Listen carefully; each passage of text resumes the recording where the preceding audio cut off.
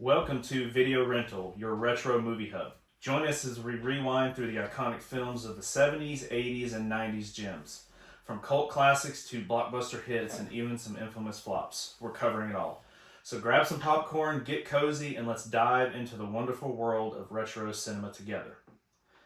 On today's episode, we're going to be covering Die Hard 1988. And today we're joined by Derek. What's up? Doug? Yippee-ki-yay! It was so hard not to write down that quote. Alright, so Derek, let's start with you. When was the first time you saw Die Hard? It was definitely on cable television. Yeah. I can't remember if it was USA or if it was like TNT or TBS or something like that. It was definitely on cable television several years after it had released in the theaters, and I want to say it was just on a repeat of maybe they were doing like a whole like Bruce Willis set of movies or something like that, or all the Die Hard movies that had come out at that time. Yeah. And I watched it then. I was probably about 12 or 13 years old, I want to say. Okay. I was in middle school. Yeah. And, that was one of those movies that you knew was really big and was popular. You always saw it in the video store. But, of course, with the rating, it was the sort of a barrier there as a youngster until you could get the toned-down version on cable. But, yeah, I want to say I was about 6th grade, 7th grade, around in there, and was just completely blown away. And the first scene that really stuck out in my mind watching that was John McClane running across the glass. Oh, yeah. Yeah. Very painful scene. Yeah, and then a few years later in the 90s, I remember there was a Sega arcade Die Hard game. You'll have to look it up on Google, but I remember going to the Garden City Pier in South Carolina when we went on our family vacation, and the Garden City Pier had an awesome arcade. Yeah. And one of the machines that was a big draw in there was the Die Hard game. Was it like it had the machine guns sitting there and you were shooting machine guns, or was it an actual like joystick? I want to say it was a shooter. Okay. But it had great cutscenes in it. It sounds so It was really familiar. blocky. Yeah. The graphics weren't that great. Yeah. But this was in the era when, arcades were just unbelievable. So you had like Mortal Kombat 2, you had like Street Fighter, That was back when everything was like $1. Ninja Turtles. You had a lot of beat 'em ups. Yeah. Hitting at that time. The heyday of arcades. Yeah, I'll have to look that up. But as I remember, it was a shooter. And then I think that game came out for like the Sega Saturn or Sega CD one. But so the video game tie-in with that movie was like really big. Yeah. For me, at least. It definitely sounds familiar. I bet you I've played it. Yeah, you guys go ahead. I'm going to look that up.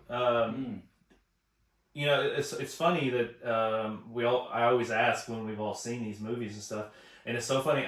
99% of the movies these rated R movies that we've seen have always been on TBS, TNT. Oh, late night. Yeah. Always, every time. Okay, so here it is.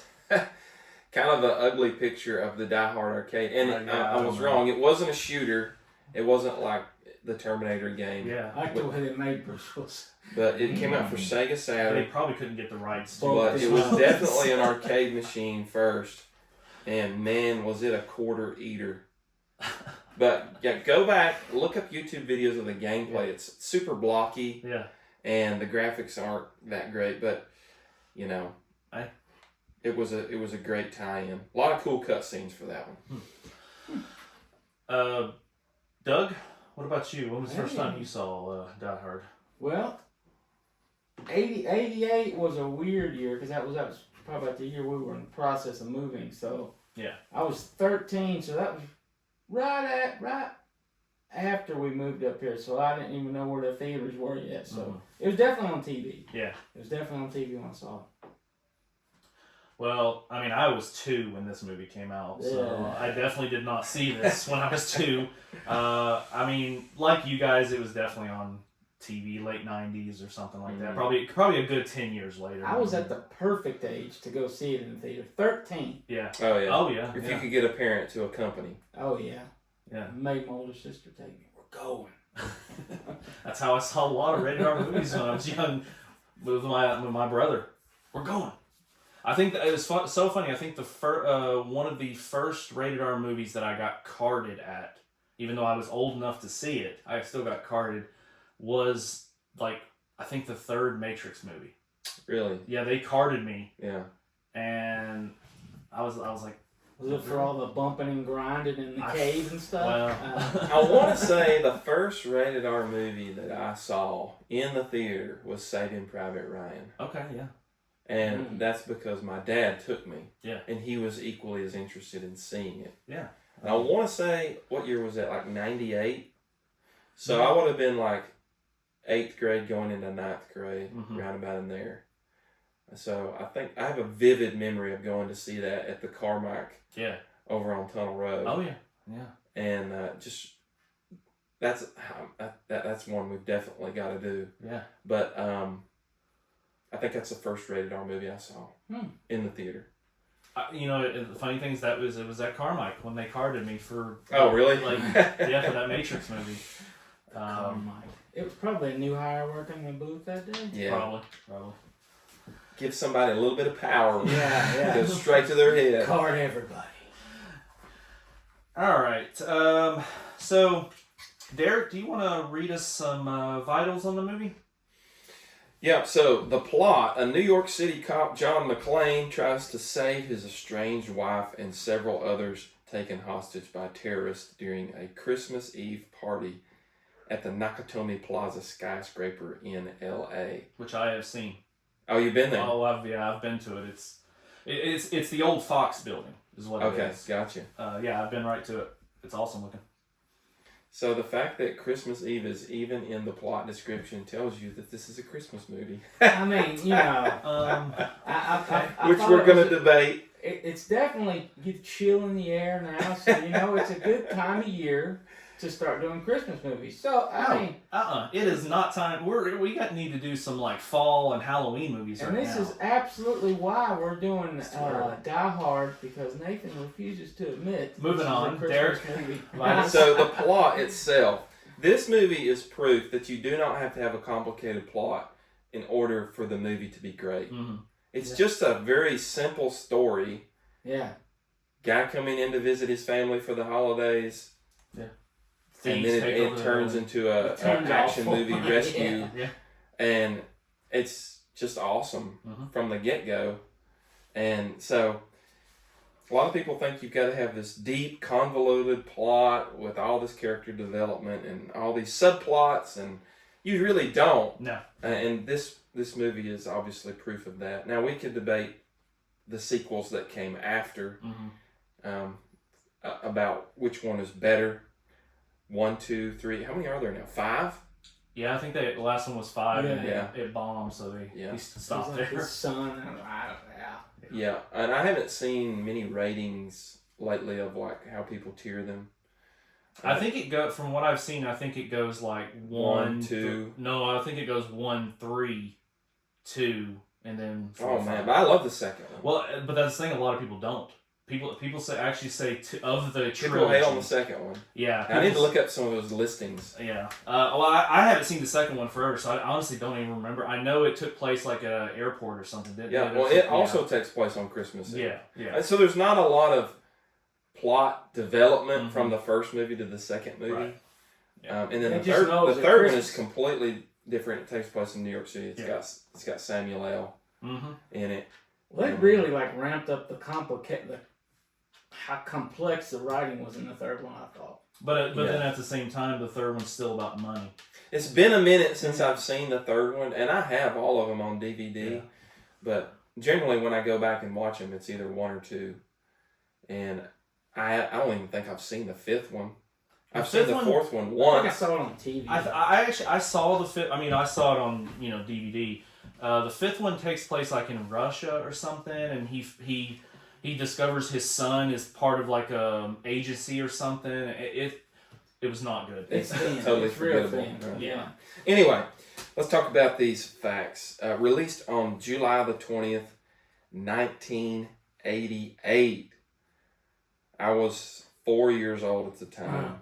I was not 2 yet. I was one, almost 2. When you talk about 1988, listen to what else came out that year. Who Framed Roger Rabbit was the #1 grossing movie of 1988. I love that movie. A classic. We might have to actually do that. The Dip. The Dip. Yeah, man, that was a Christopher Lloyd.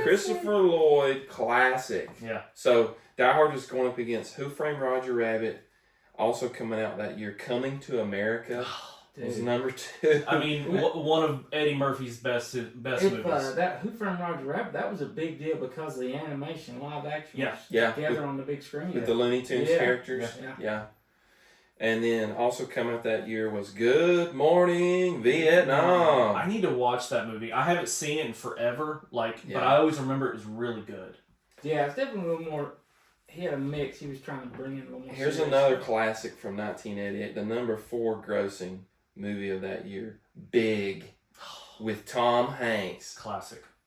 That is a awesome movie, and everybody got spooked out by the Zoltar machine in that one. You know, because we went down to Panama City about a month ago now, and there was Zoltar machines everywhere Didn't down you there. send the Really? picture out? Yeah, there.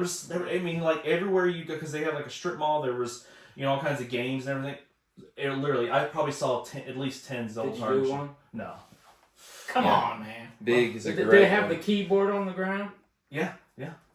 Also coming out that year, Crocodile Dundee 2, which I've completely forgot about. I think he goes back or something. Goes back to the. Yeah, I know. Yeah, it wasn't as good. as 3 the- Men and a Baby.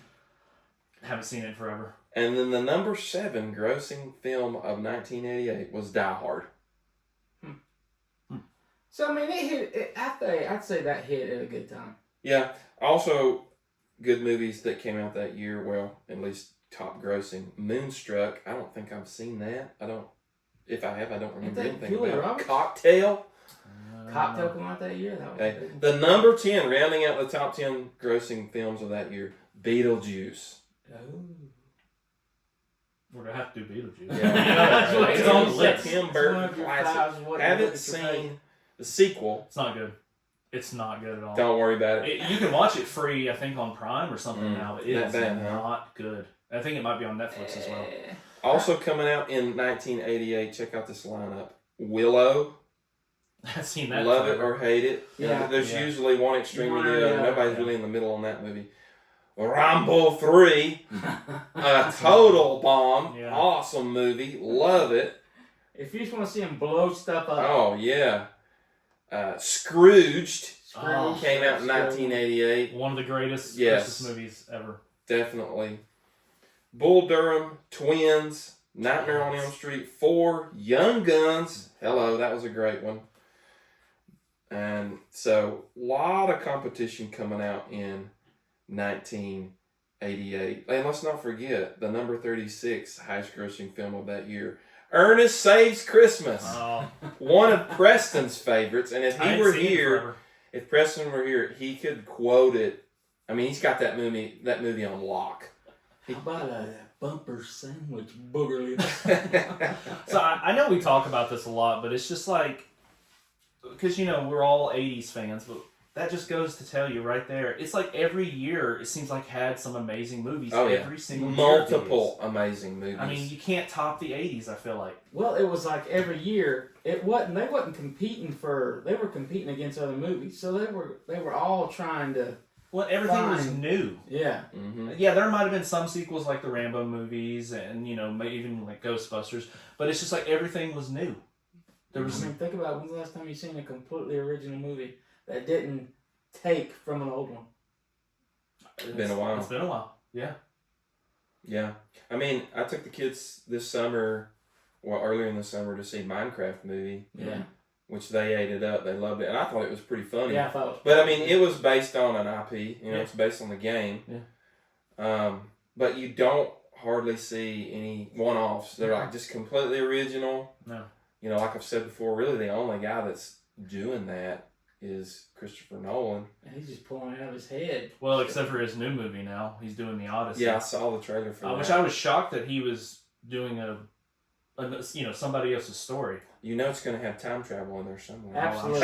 At some point, I'm there's sure. going to be a way to go backwards. And Look, I'm going to be there to see it. I don't care what I mean, you I'll say. watch it. I'm not saying that. Okay, so also though, if you want to think about it, like Die Hard also though set the standard for a normal person trying to save the day instead of somebody like in the '80s, somebody with big muscles and Yeah. yeah, it's That's like, true. You know, I mean, Yeah. I'm not saying it's bad. Also- I'm just saying like this set the standard for a normal person. That's true. saving So, the day. like, John McClane isn't your normal 80s action star. no. He's not Mhm. Arnold. He's not Sly. Yeah. He's not Van Damme. No, You know, he was fit. he gets but hurt a lot. But he wasn't muscular. Like, yeah, he's bleeding a lot. He's getting...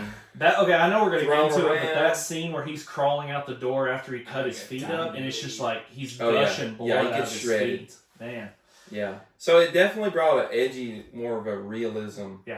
To more like what the new era of action hero was, and that's not what we grew up with. Yeah. I mean, think about it. So IMDb gives Die Hard a rating of 8.2, which I feel is pretty fair. Mm-hmm.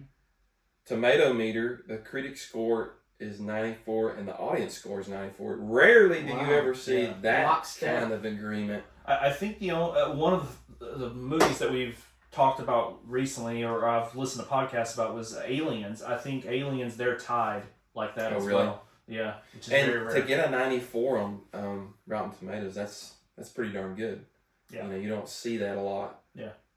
And definitely don't see the agreement. Mm-mm. So, man, the movie made a killing. The budget was $28 million, and the box office grossed $143 million. So, So, okay. yeah. That's why there's 5 of them. And up to that point, like, I'm pretty sure this was the point in Bruce Willis' career where he had done Moonlighting, like he had done the TV series, Yeah, he and was maybe kinda a movie funny. or two, but he wasn't considered an action star. No. He was more of a sitcom guy. Well, I think they said it was like a hard sell. Yeah, when To the get him in director it, chose him to be in it. yeah, it's kind of a, and some of you born before or born after a certain date, you don't even know what moonlighting is. You're gonna have to go YouTube that and look up some of the trailers. And so basically, it was kind of like a lighthearted, He was a detective. show in Yeah. the '80s. And so, yeah, it would have been a hard sell. It kind of like, for instance, when they put Robert Pattinson in the role of Batman. Yeah. Like, for me, that was a hard sell at the time because all I knew him from was the vampire movies. Twilight. Well, And I didn't even see those movies. We talked about that. None of us I thought think it was Doug gonna saw be every good. single one of them. Unfortunately, I did, saw every single one. And of I those, read yeah. all the books. Wow. Yes. He's a hardcore fan there. My wife is. Sparkle vampires. Sparkly. Well, I think that kind of goes Stop back it. to. There's been so many different actors of like when they're one of their first movies, which I think that was one of his first movies, was Twilight. Yeah. He grew. He's so much a better actor now than he was when he did those Twilight movies. Yeah, and I remember like some serious hate spilling out online when they announced for the Batman that Robert Pattinson was going to be the Dark Knight. And Yeah. I was skeptical too, Mhm. but then you go see the Batman, dude. well, you know, That movie is amazing. One of those masterpieces. Yeah. It wasn't. If Tenet wouldn't have got delayed like it He was did, great in he was, Tenet. he was good. in Yeah. it. So Yeah. that kind of like, oh, he can do action. Yeah. So that's the way it was for Bruce Willis as well. But this movie cleaned up, and you know it's just made stupid money in return. And so no wonder they turned around and made the sequel because they were four more like, man, sequels. we got a money printing machine here. Yeah. It doesn't even have to be great. Yeah. Just put it out there. Yeah, you got title recognition now. Yeah. Runtime of 2 hours and 12 minutes. I think there is a director's cut out there in DVD world. Mhm. I think I remember seeing that on the shelves of Best Buy at one time and thinking, well, that would be cool to see the extended cut, but I haven't. Yeah, I hadn't seen So, anything extra either. I really feel like this movie has a great pacing. Like, you never get bogged down at any Yeah. point in the movie. You never get bored watching it. Like it's a constant roller coaster Mhm. ride. So it definitely doesn't feel like it's that long of a movie. Yeah. No. Of course, you got that R rating. We talked about that. and then it was nominated for 4 Oscars. Don't think it won any, No. but Still, that's still. I always feel like with these new movies, it's, that's an honor to be nominated at least when something you may not think would work. Yeah. seemed like I read somewhere, or maybe I heard on one of the special features on the DVD, that this movie was actually based on a book. It was. Yeah, Yeah. I think you'll get into it in the trivia or something Yeah. like that. Yeah. So the tagline: 40 stories of sheer adventure. So you think about the environment of Die Hard, like that was a pretty cool concept to have it all take place In an office building. in an office building, a high rise. Yeah. Have it take place on Christmas Eve. Like there's a lot of cool, novel things about this movie that had never been done before. Yeah, definitely. And so for it to take place in one skyscraper was pretty cool. Yeah. Because that was a neat playground to explore. And definitely budget saving. Well, and also I feel like there also the villain was different from any other Yeah. action movies. It wasn't somebody that Bruce Willis was gonna fight. Because the guy was was super smart. Yeah. And he was always one step ahead. Intellectual villain. But then Bruce McClane would kept on pushing him back a step, but then he would go up a step, and they just kept on going back and forth. So that was definitely new. 'Cause, Looking back now, did you see him as Professor Snape? he actually he looked very different. I mean, I know it was 30 years difference. It was but, the beard really changed it for yeah, me. yeah. Yeah. And the long hair. And slick back. Yeah. Very good. So let's talk about that cast. Again, we've already mentioned the star of the show, which is Bruce Willis. He's the leading man. From Moonlighting, he's, according to this, 5 Die Hard movies. Mhm. Look Who's Talking 1 and 2. Completely forgot about those movies. Yeah, he was the Yeah. baby's He was voice. the baby's voice, yeah. Yeah. The Last Boy Scout. Pulp Fiction. 12 Monkeys, which is kind of a sleeper hit. Yeah. I think it's I sort really of a like cult it. classic now. That's a great one to go back. The Fifth Element. Now, I think people are pretty divided on Fifth Element. You either really like it or you kind of just don't care a thing in the world about it. I didn't think Fifth Element was that. There was nothing about Fifth Element to me that was like, yeah, I want to go back and watch it again. Yeah. Oh, I watch it all the time. yeah. For me, that's one of my favorites. I've always loved Fifth Element. Just the sets. But it goes back to what you just said, Derek. You either love it Yeah. or Yeah. it's nothing special. Yeah. Yeah. It's been a minute since I've seen that. Maybe I need to go back and give it another one. But last time I watched it, I was like, meh. It's I think definitely a world building. Yeah, I think it's one of those movies that it's a weird concept. Like the whole thing is just weird. There's so much weirdness in it. Mhm. So I think that kind of throws people off with that movie. Well, I think their whole idea was that you could never date that movie because nothing exists. You know? Yeah. Right. And then, of course, some of his biggest movies of all time, Armageddon. Mm-hmm. Mm-hmm. And that- saved us all. That Armageddon soundtrack is still rolling in your mind. You know, that Aerosmith hit. Oh yeah. Oh yeah. We didn't ask for a demonstration. No, we didn't. But so when Armageddon came out, man, that was a huge blockbuster movie. Oh yeah. Oh, everybody had to take their girlfriend to go see That was like late 90s too. We need to do that one. Well, and that was during the time when they were doing all those world destructive Yeah. movies. Oh, yeah. I mean, Yeah. there was one coming out every year, or at least a couple every year. He was also in The Sixth Sense, which, you know, that was a humongous movie as well. Yeah. Yeah. I see dead people. The Whole Nine Yards, Sin City, Red, and Looper. Red So- was great. Have you seen Red, Derek? Somehow I think I missed that one. They're all retired ex-CIA, Yeah. whatever, and the company starts coming after them. That's where Red comes from. They're retired but extremely dangerous. Yeah, and Nice. it's actually really good. It's got comedy in it too, so it's funny. Yeah, I'm getting the pig. yeah, It's it's good. hilarious. So Bruce Willis definitely in some huge blockbuster movies. And it sucks that the way he is now. You guys heard about? Yeah, he's declining in health. He's got some kind of Yeah, dementia. dementia. Yeah, they And said they it's very recently. advanced. They said they've had to put him in a home now. Yeah. Like a facility. It sucks. Also in the movie was Bonnie Bedelia, and she is playing the role of Holly McClane, John McClane's estranged wife.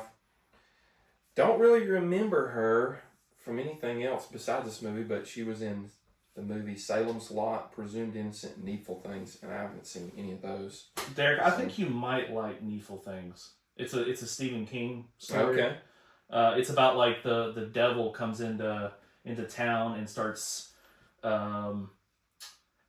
what's the word? He gets people to start doing things for him to kind of destroy the town, and he opens like a shop of like people come into the shop and there's a baseball I had when I was a kid. If you do this, you'll get. Basically, everybody's kind of selling. Tempting people. Yeah, it's really good. And then, of course, who could forget Reginald VelJohnson, who I know and well from Family Matters. Yeah. As Carl. Oh yeah. Carl Winslow. So it was a real surprise, I guess, because I grew up with Family Matters first, and then to watch Die Hard later was like, Carl Winslow, what's he doing in here?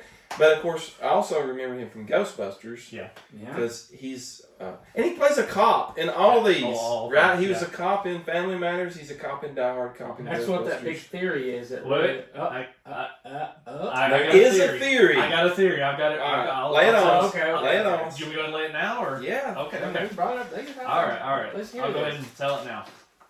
We've Okay. had discussions about this. So the theory is it centers on Reginald VelJohnson, who played Officer Powell. Al Powell starts off as a mild-mannered cop working in New York in 1984. One day, he's tasked with escorting 4 scientists to the mayor's office, the Ghostbusters. After seeing ghosts and a 100-foot marshmallow man walking down the street of New York, Powell has a mental breakdown and leaves New York to get a fresh start in LA. So shaken is Powell by his experience in New York, he ends up shooting a child in the line of duty. An event that further damages his psyche and gets him put on desk duty. Remember, at the time he shoots Carl, he is already traumatized from his past incident of shooting an innocent kid. Being forced to use his gun again makes him snap. Unable to find peace on either coast, Sergeant Al Powell recedes deeper in his own mind and creates a safe place in between 2 tragic events. He imagines himself a family man in Chicago. Still a cop, but one where his duties never interfere with a solid living home life. Here, he has a wife, 3 kids, and a sister-in-law, and his mother all surrounding him to give him support whenever and for whatever he needs. A family man dealing with family matters. He's not Al Powell, he is Carl Winslow. A man never attacked by terrorists or spirits of the undead. But everything works out for him overall until his guilt comes looking for him in the form of a 13-year-old boy named Steve Urkel. Urkel is the manifestation of Al Powell's guilt. Urkel is the boy Powell shot. Come back in the most obnoxious form possible and completely impossible to get rid of. The dream turns into a horror story. His family disappears, he suffers a heart attack, and dream reality crumbles, leaving him alone in a padded room. So Come on. I mean, it fits. You could make it work. Somebody like sat down Yeah. and put that red thread between everybody saying. Well, and they say if you really go back and watch Family Matters, or if you remember, as the seasons go by, they get worse and worse, where it's literally just Urkel and him in every single episode. So his family is slowly disappearing. Yeah. When I first heard that theory, I was like, this totally fits. Yeah. It's insane. You can't unsee it now. You're never going to be able to go back and watch it the same way. And also there's another part of the theory, but it kind of doesn't really fit, of him after he kind of steps down as being a cop in New York. He goes to LA and becomes a limo driver a limo driver in New York for Crocodile Dundee. I forgot to mention, he is in Crocodile Dundee. Yeah. So but it doesn't really make sense. But in between, that's just, I don't know. I saw that theory and I was like, I like that theory. Yeah. It's You insane. know, I can go with that. That's like an Inception type theory. Yeah. So Reginald Bell Johnson makes a brief cameo in Die Hard 2. Yeah. When John McClane calls him, he's trapped in the airport there in Washington D.C. and he makes a call out Nobody will listen to him. to L.A. Yeah. And to get him to, I believe, check out somebody on the computer system to look up the terrorists. Yeah. And he does. So there is a cameo there, which is a pretty cool way to fit him in there. Well, and also there's also a Twinkie theory as well. That's part of all this as well. That ties in Die Hard and Ghostbusters. Ghostbusters, Die Hard, and also in Die Hard 2, because okay, remember in the first Die Hard here, he's grabbing all the Twinkies at the convenience store. Yeah. Well, also in Die Hard 2, he has a Twinkie laying on his desk. Mm. And then also they said if you go back and watch Family Matters, he always has a Twinkie sitting on his desk in Chicago. And they always make fun of his weight in, Yes. in Yeah. Family Matters. You know what's awesome about all these theories is it shows there still is creative minds out there that can come up with this stuff and It's crazy. stitch all this together. Thank you, Internet. Let's get some more original movies out here.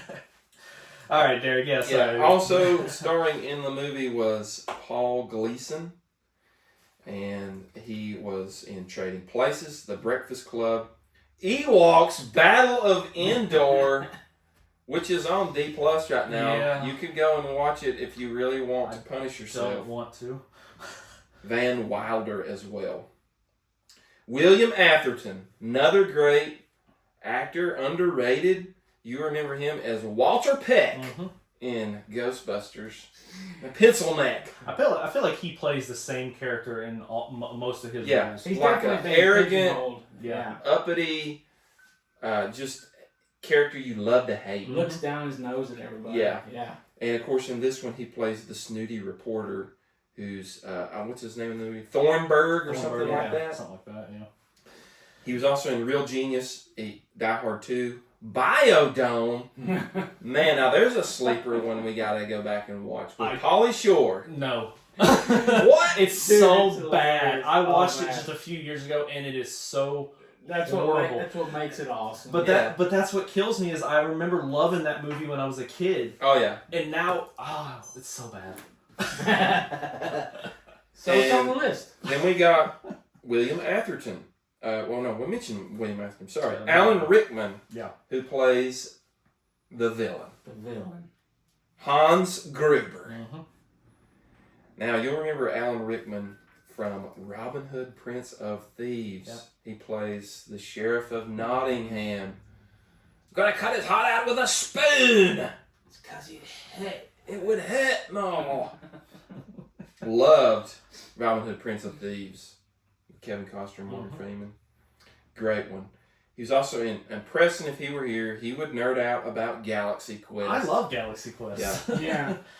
But Yeah. Preston always has a crazy theory that, according to his world, it's part of the same universe as Star Trek.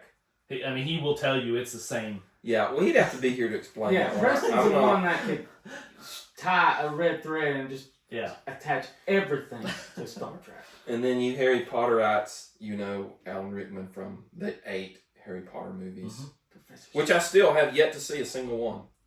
So we gotta remedy that. Your kids are. I have no perfect. reason. I have this thing in my life called Lord of the Rings, and because I have Lord of the Rings and The Hobbit, I don't need another fantasy. Well, Derek, didn't you say Caitlin was reading them at one time? Like started reading them or something at one time? I think she started reading, and I don't know.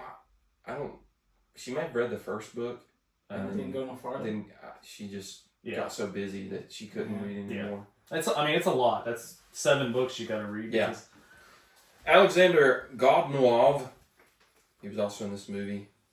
I'm trying to look up here on IMDb to find out what role he was played. Carl. Oh, he was Carl, He didn't have much of a career because he passed away pretty early. the main villain that John McClane Yeah. fights toward the top of the skyscraper. I think he died in like the late He's the one 80s, that early pulls his 90s. chainsaw out. Yeah. He was in Witness and Money Pit.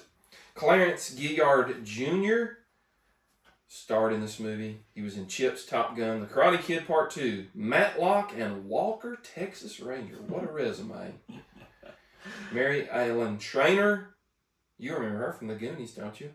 Mm-hmm. She's in The Goonies. Lethal Weapon 1, 2, 3, 4. Monster Squad, Scrooge, Ghostbusters 2, Back to the Future 2, Forrest Gump, Little Giants, Congo, Executive Decision. Man, what a resume! Yeah, she's been in some bangers. So what? I'm looking it up on IMDb. What she played? What role she played in this Okay, movie. so she was the mom in Goonies. Yeah, I know that. She was one of the reporters at the news station. Okay, In this movie. gotcha. Yeah. And in Ghostbusters 2? Maybe she was like the mom at the birthday party at the very beginning. Yes. Was that it? I think so. Yeah. Oh, Yeah. She was the one that was bringing them in, saying, "All right, so there's a problem, you know." 'cause Yeah, they all- yeah. the kids. Well, I didn't want the ghost. This movie also starred Robert Davey, who was in the Goonies, Raw Deal, License to Kill, and Predator 2, which Nathan has a giant Predator 2 signed poster We're gonna right have here in to. front of our face. It's on the list. We're gonna have to do it eventually. Screenplay was done by Roderick Thorpe, and this was based off the novel. Mhm. And I have to look up what the name of the novel was. It wasn't Die Hard, I don't think. I think it might be in your trivia though. Okay. Yeah. We'll go for that later then. Jeb Stewart also helped on this. He also helped to write Leviathan, Another 48 Hours, and The Fugitive. Stephen E. D'Souza credited for a screenplay here. 48 Hours, Commando, The Running Man, Another 48 Hours, Die Hard 2, The Flintstones, Beverly Hills Cop 3, Street Fighter, Judge Dredd, Tomb Raider. A lot of good stuff there that guy was in. A lot of bad stuff too. Produced by Joe Silver, Lawrence and Charles Gordon, Bo Marks, and the music, the score done by Michael Kamen, who also did the Lethal Weapon movies, Roadhouse, Adventures in Babysitting, Action Jackson, Robin Hood, Prince of Thieves, Last Action Hero, we gotta do that one, and X-Men. Filming location, as you already mentioned, Nathan, was the 20th Century Fox Plaza building in Los Angeles, California. Yeah, and I don't know if I have this written down later, but Fox got really mad at them filming this movie there because they destroyed. I mean, you can see in the movie they destroyed a couple floors. Yeah. With explosions and stuff, and they got so mad. Well, with all the money they made back, they could easily repair it. Yeah, we can put some glass back in it. So, directed by John McTiernan. You remember that name because earlier on in the podcast we did review Predator. Our first episode, yeah. He also directed The Hunt for Red October, which I know is one of Preston's favorite movies of all time. Last Action Hero. And then he also was brought back to direct Die Hard with a Vengeance. Yeah. So that rounds out your big facts on Die Hard. Do you want to do that trivia just real quick? It's not too much. Let's talk about trivia. The stuff that you can impress all your nerdy friends with. The title of Die Hard came from Lethal Weapon writer Shane Black. It was his original title for The Last Boy Scout, but Joel Silver managed to convince him to hand it over when they worked together on Predator. Nothing Lasts Forever author Roderick Thorpe was furious about the name change. He confronted Silver, who told him, "The best thing that ever happened to your book is this movie." The costume department had 17 undershirts in various stages of degradation on hand for Bruce Willis. Yeah. Talk about bringing the wife beater to center stage. Yeah. This movie did it. It's so funny because that's one thing I really noticed. His shirt went super white to like instantly being like brown. Just completely brown. Man, they didn't spend a lot of money on costumes. He cleaned his toilet with that thing. Yeah. He made the A shirt great again. So, Alan Rickman performed a stunt in a film where he dropped backwards from the top of the Nakatomi Tower, and director John McTiernan had Rickman do the stunt himself after training him to fall safely. The stunt was done on stage with a blue screen background, and then the effects team dropped Rickman on 1 instead of 3 to capture genuine fear in his eyes in the first take, which made it actually into the film. So they pulled a little sleight of hand on him, get that genuine reaction, which It's great. You know, you see that super slow-mo, and you see the fear on his face. Yeah. That's a great moment. Well, I mean, you see him he's about to try to shoot them. Yeah. And then they unclasp that watch. Yeah. And he's like, oh, it's great. Yeah. Great. Well, thanks, Derek. Totally. All right. So, Doug, Yes. would you like to read us some reviews and tell everybody what people think about this movie? Sure. Let's see who's wrong. All right. Let's see. This first one, they don't even have the movie liker. Is that their name? Yeah. It's titled "Ridiculous and Cliche" in February 21st, 2021. This is a stupid movie. Period. Yes, it has lots of action, but the characters are comically cliche. The police sergeant is ridiculous character of a clueless cop. I thought I was watching a comedy.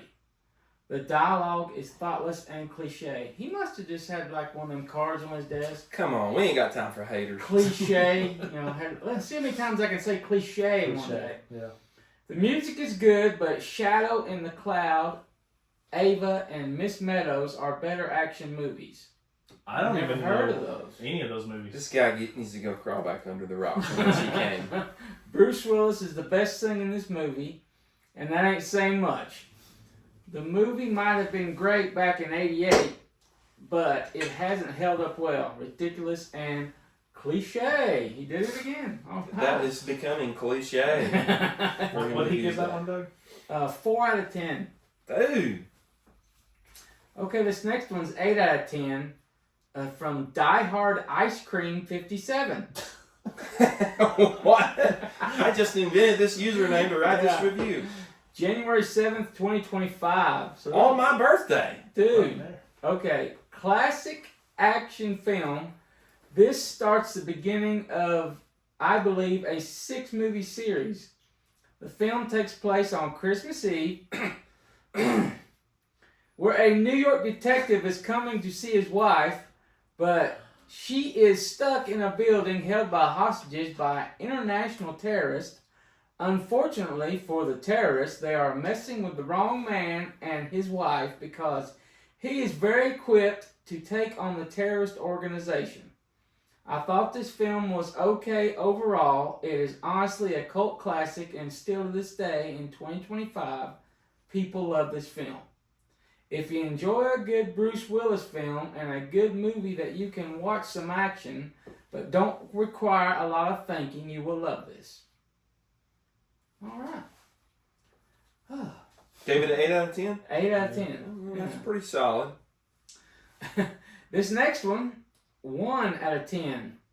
What? Never saw what people liked about this. From Mary Newcomb, 2013, December 20th, 2018. Probably likes chick flicks.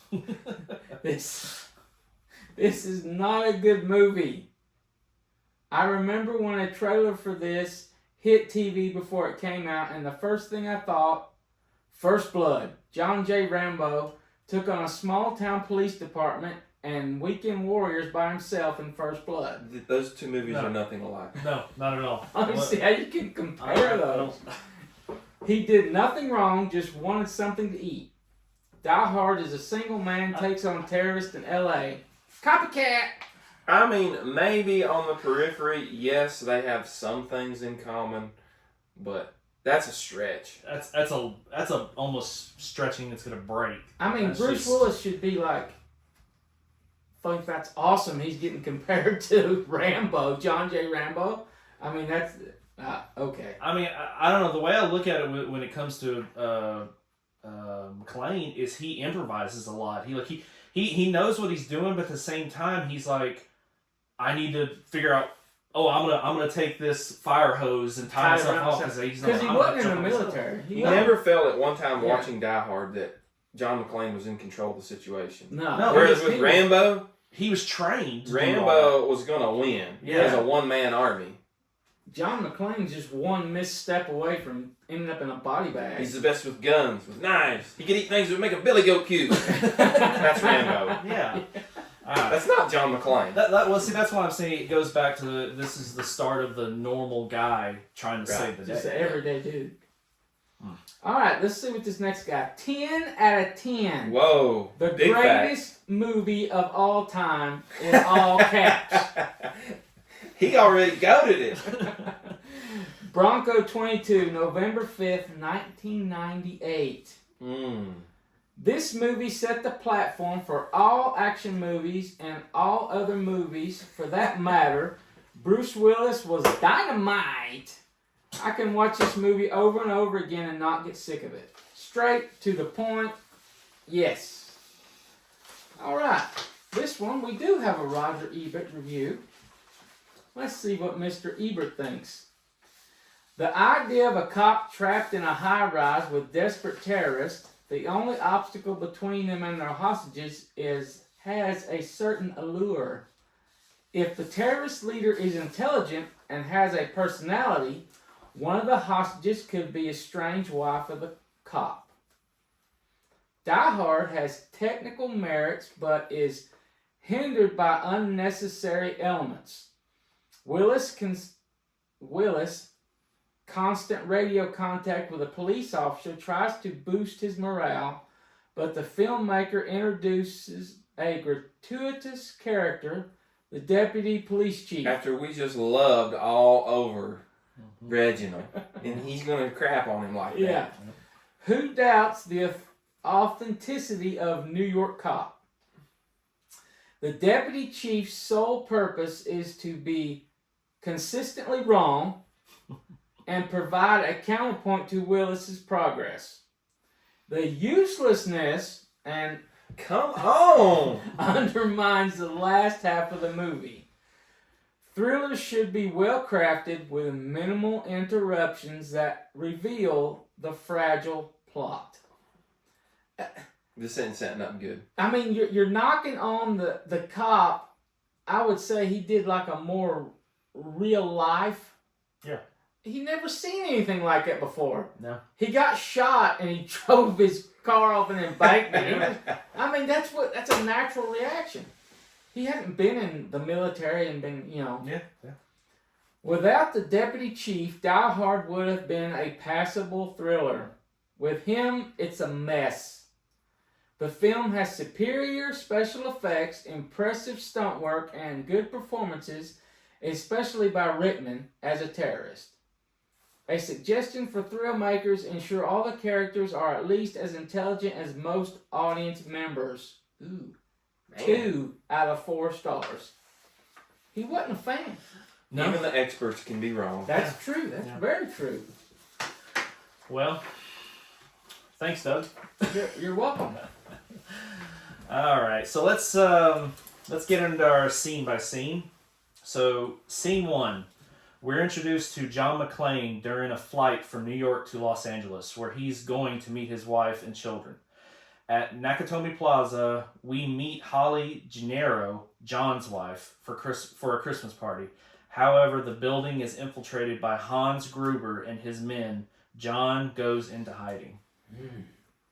Yeah, this movie, when you first watch it, man, it just pours out late 80s, early 90s nostalgia goodness. Oh, yeah. Because you got the airline, Mm-hmm. he's got that big teddy bear, he's walking through the airport.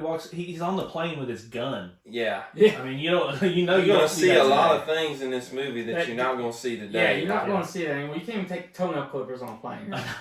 Yeah.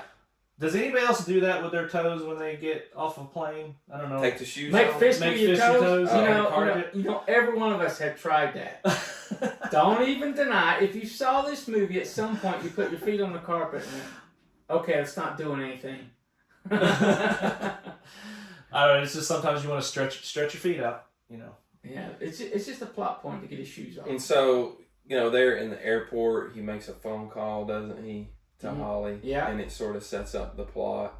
Yeah. I'm coming to meet you, and there's conflict in the family. The tension's there. Yeah, so it sort of sets everything up, and then at the same time, you've got, I can't remember the name of the terrorist group, like the Black Hand or something. What do they call themselves? I it's something like that. They're infiltrating the Yeah. building at the same time. Yeah. Well, and you also see Holly. You know, she calls home and talks to her daughter, and that's kind of like that's. I don't want to say a callback, but something that relates to what happens later in the movie. Yeah. I think that's how. What is it? That's how Hans finds out that Holly is McClane's wife. Yeah. Because he's got a TV sitting there, and they see it on TV. Because Yeah. the reporter goes and interviews the kids. Kids. Yeah, that's why Holly's so mad at him. Yeah. That and then he goes in her office and finds the family photo. She Yeah. does still have a family photo on her desk. Yeah. So they're mad at each other, but there's still some feelings there. So, according to Google, in the movie Die Hard, Hans Gruber's group isn't a single named terrorist organization, but an international gang of thieves posing as terrorists to cover up their heist of the Nakatomi Plaza's bearer bonds. Gruber himself was a former member of the fictional German terrorist group called the Volksfree Movement, All right, which that is rolls off the modeled tongue. after the real-life Red Army faction. Well, yeah, and they show that picture of Hans, like it's like a young picture of Yeah. Hans in like Mhm. the group or whatever. So this is where he meets the limo driver. I don't even remember his What name. was his name? Yeah, the kid It limo was, driver. Yeah, and he of course has never done this either. Was it Reggie? It might have been Reggie, maybe, I don't know, but he's never done this either. And so I thought, because I actually watched it twice when I was doing all this. I watched it once because I hadn't seen it in forever, and then I watched it again when I was doing all this, and I thought it was funny that Argyle. Argyle. He kept on asking him so many like personal questions. So what are you doing here? Are you and your wife divorced or? Yeah. And it's just Yeah. they're trying to get to know each other, but at the same time, it's a good way to give exposition to the plot. Exactly. Yeah, I mean, I think the limo driver character is also sort of comic relief. Mm-hmm. He sort Yeah. of brings a little bit of levity to this But it really doesn't go intense movie. overboard. Yeah. It's not too much. Well, I mean, I don't know of any limo driver that's going to go park in the garage and wait on somebody. Like if they're coming in and out, I mean, Yeah. they just, You're thinking too hard, Doug. Yeah, you are. Yeah. Okay. Plot armor. Plot armor. So John gets to the. I'm gonna call him McClane because I feel like I have him set up as McClane throughout the whole thing. But McClane, he gets to the Nakatomi Plaza and he goes up to the party. And first of all, when he's searching her name in the system there, you could tell he gets so mad when he finds out that she's not going by McClane Mm-hmm. in LA here. Yeah. And just how fancy was the touchscreen in 1988? That was a big deal. Yeah. I mean, I don't hardly remember any touch screens back in like the early 90s and stuff like that. But this is LA. Yeah. Everything's probably so high tech out there. They probably get everything before everybody else does. And so he goes up to the party, and this is when I thought it was one funny part where that guy come up and kisses him on the cheek saying Merry Christmas. And he's like, and he pushes him out of the way, and he's like, Los Angeles. So this is the part also when he gets escorted into the office room and he sort of undresses a little bit and kind of that's where he takes Yeah. his shoes off. Yeah. Well, okay. Takes his shirt off. He gets sort of relaxed. Well, right before that, he meets. I guess it's Nakatomi. He's the. Yeah, she introduces him. Well, they're walking. Well, it's right before she walks in. Nakatomi and McClane walk into her office, saying, "You can come in here." And that guy, I don't remember his name. Someone that says Booby. Mm-hmm. He's in there doing coke right off of her desk. Yeah, I remember that scene. Yeah. It's the 80s, late I was 80s, like, LA. You know there's going to be What coke the in it. heck? Right Yeah. off her desk. Yeah. And he's and Talk about an office party. They get lit up there. Well, and McClane's like, "You missed some." And he's like, "Oh." I'm gonna go ahead. John Booby. I'm gonna go ahead and say it was either him or the black guy that was part of the group that was in Walker Texas Ranger, the one that was Oh drummer. yeah. I found those the two most annoying characters in the entire movie. Are you talking about the same dude who comes in and tries to make a deal with Hans Gruber? Yeah. Yes. Hans, The Yeah. Greek. baby. Yeah. Yeah. Booby. Yeah. Yeah. Yeah. I found those two characters very, And very then annoying. the black guy with the glasses saying, "Oh, the cops got an ROV. Yeah, he's like Yeah. the tech guy. Yeah. Because he's the one that starts He's the one drilling that's into trying the to safe, break into the safe and all that. gets Yeah. everything set up, and so at the same time when he finds what's her name? What's his wife's name? Holly. Finds Holly. They start talking, and this is where we really find out that oh, you miss me so much, but you decided not to keep my name when you came over here, and they start fighting, and then this is where we see Hans and the group coming into the building, Mm-hmm. and he takes out the guard. Yeah, they come in the basement Yeah, and then in the van, or was it the ambulance one? no, No, the ambulance was the getaway vehicle. Yeah, it was in that big truck. The panel van, they Yeah. back it out. And this is where we start seeing them infiltrate Nakatomi Plaza. Them taking it over, them shut all the gates. What was it? Carl cuts the phone lines and everything with a Yeah, chainsaw. he's trying to hack it. He's like, oh, I almost got it. It's his brother that's His trying brother. to like hack it real quick to Yeah. get them all turned off. And he He's just like, pulls out this chainsaw, boom, out of his bag. Okay, Yeah, cut. so I love the way the movie doesn't take much time to get rolling. no. Yeah, Like, it's just boom. everything's happening while Yeah. John's in the bathroom. And then that's when we see Holly leave the bathroom because she's got to give a speech or whatever. And all of a sudden, McClane hears gunshots. And that's when they're starting to take over. Mm-hmm. And he starts freaking out. Yeah, because he recognizes the sound of a gun going off. And of course, he has no shoes on. Mm-hmm.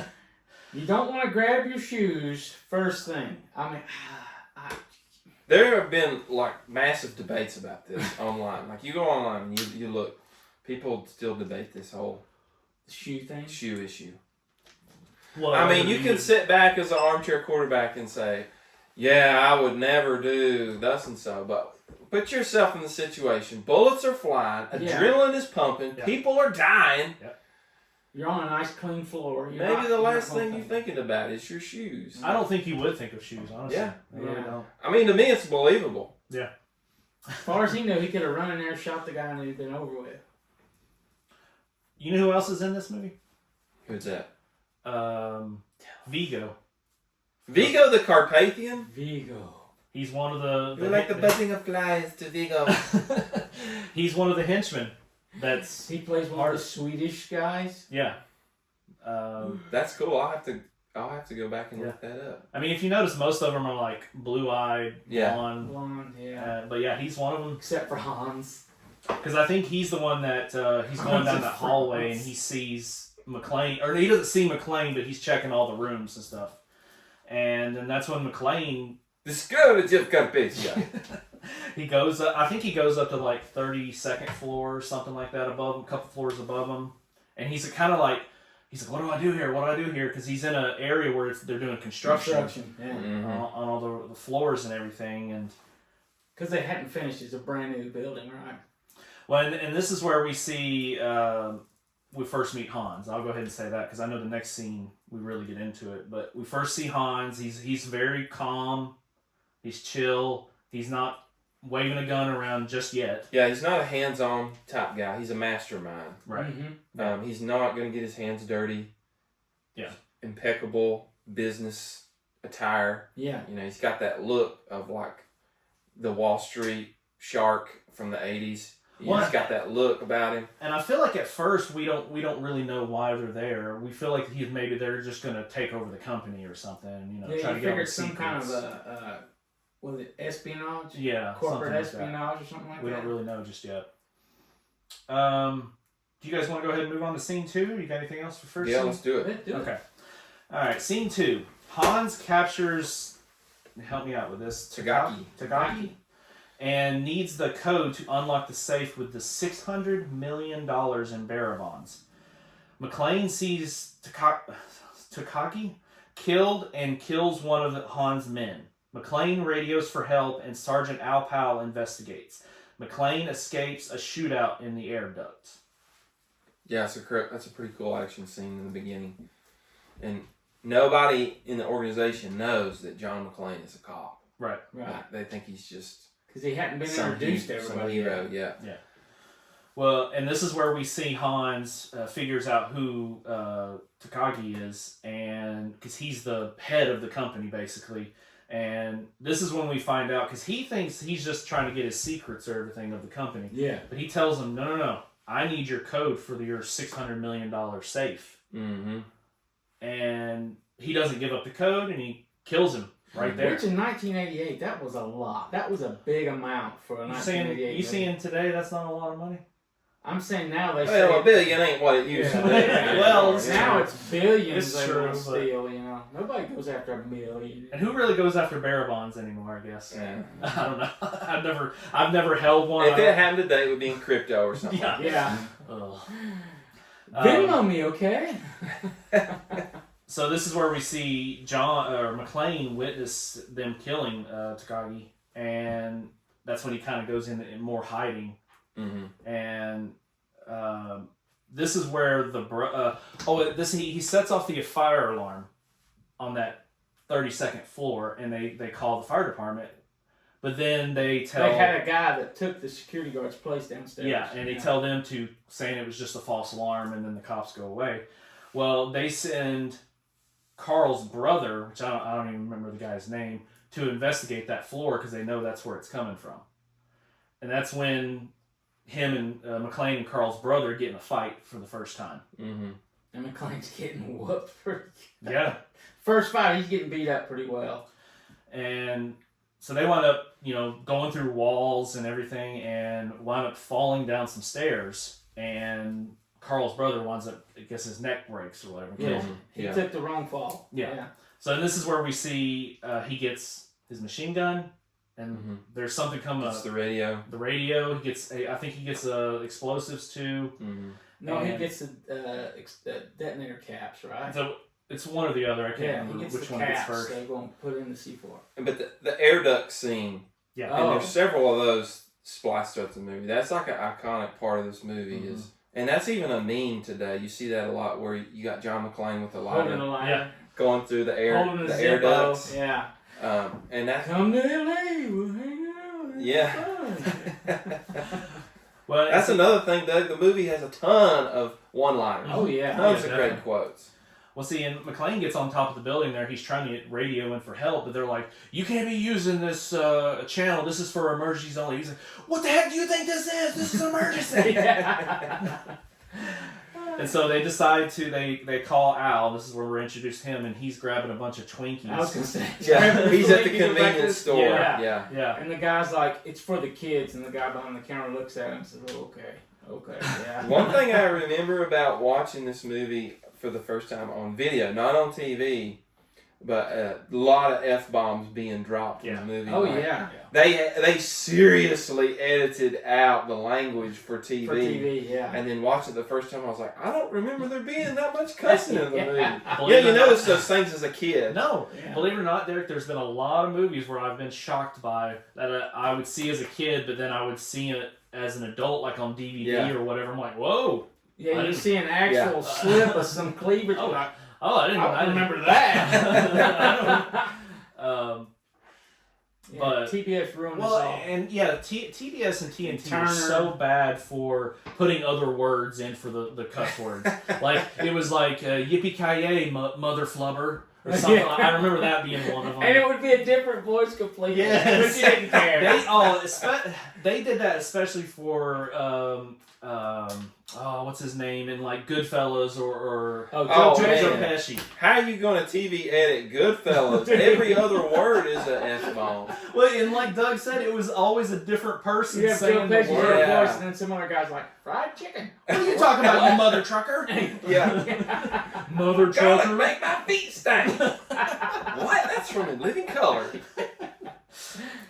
So they find out that somebody is radioing from the roof because they said that's the only place you could get a signal from. Out from the building, yeah. And that's when they call Al, and he starts to investigate. Well, then that's when they go up there and start shooting at McClane, and he starts. I totally missed the scene. McClane sends the body of Carl's brother. Oh yeah, in the elevator. Oh, yeah. And he's on top of the elevator too. Yeah. So that's And kind then of he writes the information. note on it. I have a gun now. Ho, Yes. Ho ho Yes. ho! Ho, ho, Another ho. Christmas reference. Yeah. So that's when he finds out that he's like, Hans is like, tell Carl his brother's dead. And so that's when Carl just freaks out. That's when Yeah. he's Now in it's the office, personal, yeah. he's throwing the desk around. Yeah. Kitty. So is this about the same time when they have that fight in the hallway and there's like a convenience store inside the Nakatomi Plaza and No, like not they're yet. raiding it, trying to get all the chocolate out? No, all the candy that's bars? the next Oh scene. yeah. Remember that scene? Yeah, that's when the LAPD shows up. Yeah. Oh, what's that? What's I that remember. actor's name? The Asian guy with the little. He was He's in been in probably so just many about movies. every action movie possible in the Yeah. 80s. Mm. Because I remember him getting killed so many times by Arnold, Stallone, Because he breaks the everybody. glass, he's like, "Oh, a candy bar." Oh, I think yeah. he got killed several times by I don't know. Arnold. We have to IMDb. Yeah. that. But this and like Derek, like you were talking about, that he escapes the roof and goes into the air duct because he ties off his machine gun to part of the air duct and he literally falls right Yeah, into because the air he's duct. climbing down. He uses the expendable stock and he's Yeah. climbing down with the strap. Strap, Yeah. and that's the only thing that's holding him too. Yeah, you're a little too chunky. They don't make Ron. straps like they used to. No. He's climbing down that 40-story air duct, and Yeah. it's kind of scary. Without man. shoes. Without shoes. Yeah. But that could be how he's he's Holding able to on, hold yeah. on. So But- something to think about, this movie is dated, and I think probably some younger people might have some issues going back and watching it because this was pre-cell phone, Yeah. pre-internet. Like a lot of the things in the movie don't work today if Mhm. you introduce a cell phone, or if they remade this movie, they'd have to update the plot with the technology. It'd have and to be stuff something like to that. knock out the cell tower. I feel like Yeah. there'd be texting, a lot of texting in this movie. Yeah. A couple emojis. Because they use walkie-talkies a lot, A in, lot, in yeah. the movie, and of course that's what Roger Ebert that's with his beef. So I don't know, they'd have to work that out. I mean, I will every say officer's got a cell phone now. I will so- say those walkie-talkies were very small that they were using. I always Yeah, those remember were like the little two-way. huge. Yeah. Yeah, you remember a cop carrying that The thing was like bricks. this Yeah, well, like in big. Ghostbusters, their Yeah. walkie-talkies. I mean, it Yeah. was like 2 feet tall almost. Ray, it's looking at me, Ray. Yeah. So this is also where we see him, like Derek, like you said, he says that famous line, and they're checking the air ducts, but then they get distracted and they go away. And he comes out of the air duct, and that's where his shirt is first getting super dirty. Yeah. He's got the boob dirt, Yeah. where he's been sliding through the air duct. And that's where they first that was something we counted when he sends his brother down the elevator, and that's when people start realizing, Holly starts realizing that it has to be John, but she's like, Yeah. they start realizing somebody's doing something. Because they see that body. Mhm. Yeah, They see that's Carl's the first brother. time they realize somebody's doing something. Well, you guys got anything else for scene 2? You want to move on to scene 3? Let's do it. Yeah, let's go. Okay. Scene 3. Al investigates the building and leaves. McClane kills 2 men and drops a body on Al's car. He calls for backup while being shot at as he backs off the bank. The LAPD attempts infiltration but are mowed down. Hans' men uses a rocket launcher to take down an LAPD tank. McClane disables the launcher by throwing C4 down the elevator shaft. So this is where we see, Al. Goes up to the building. He's driving, which I have drove on that driveway of Nakatomi Plaza. Did you get chills when you did it? Well, I was like, man, this is cool because the building is huge. It's all lit up all the time. I'll show you guys a picture of it, but. He's driving around and he's like, there's nothing going on in here, but I see there's a, guard. I'm going to go talk to him for a second. So that's when that guy with the cowboy boots, the guy that, Huey Lewis look alike. yeah, he does look like Huey Lewis, like he could be Huey Lewis's brother. He invites him in. He's like, yeah, there's nothing really going on. I'm sitting here watching the game, and The Lakers. he's like, do you care if I go look around? He's like, have at it. Well, they're about to kill Al, but Al's like, you know what? Forget it. There's nothing going on. Yeah, they were here." waiting around the corner. Mhm. And he goes back out to his car, and I think that's when McClane sees him, and he breaks the window. He sees him like he's giving some colorful language. Yeah. What are you doing, you idiot? Yeah. He's like, where are you and he's about to leave, and he drops the body out the window and lands on Al's car, and Al freaks out, and then that's when they start shooting his car, and he's like, "Welcome to the party, pal." Yeah, that's a great line right there. So we see him back off, and he calls, and that when he backs off that bank, that looked like that hurt so bad. And it did. It you probably could have still drove that car away. That was like an '80s Caprice. That thing wasn't a tank. Doug, you used to do body work on cars like that. Oh yeah. That was a full frame car. That thing, you didn't hurt that car. No. I thought it was so funny. He got stuck, and he's screaming the whole time. Yeah, it's like a Crown Vic or a Caprice or something like a legit police cruiser. Yes. Not some Prius. No.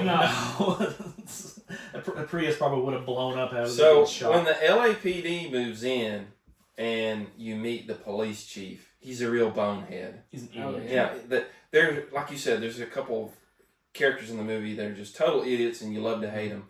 One is the business guy who tries to manipulate Hans. Yeah. You got the police chief who's just a dipstick. And who else? Oh, William Atherton.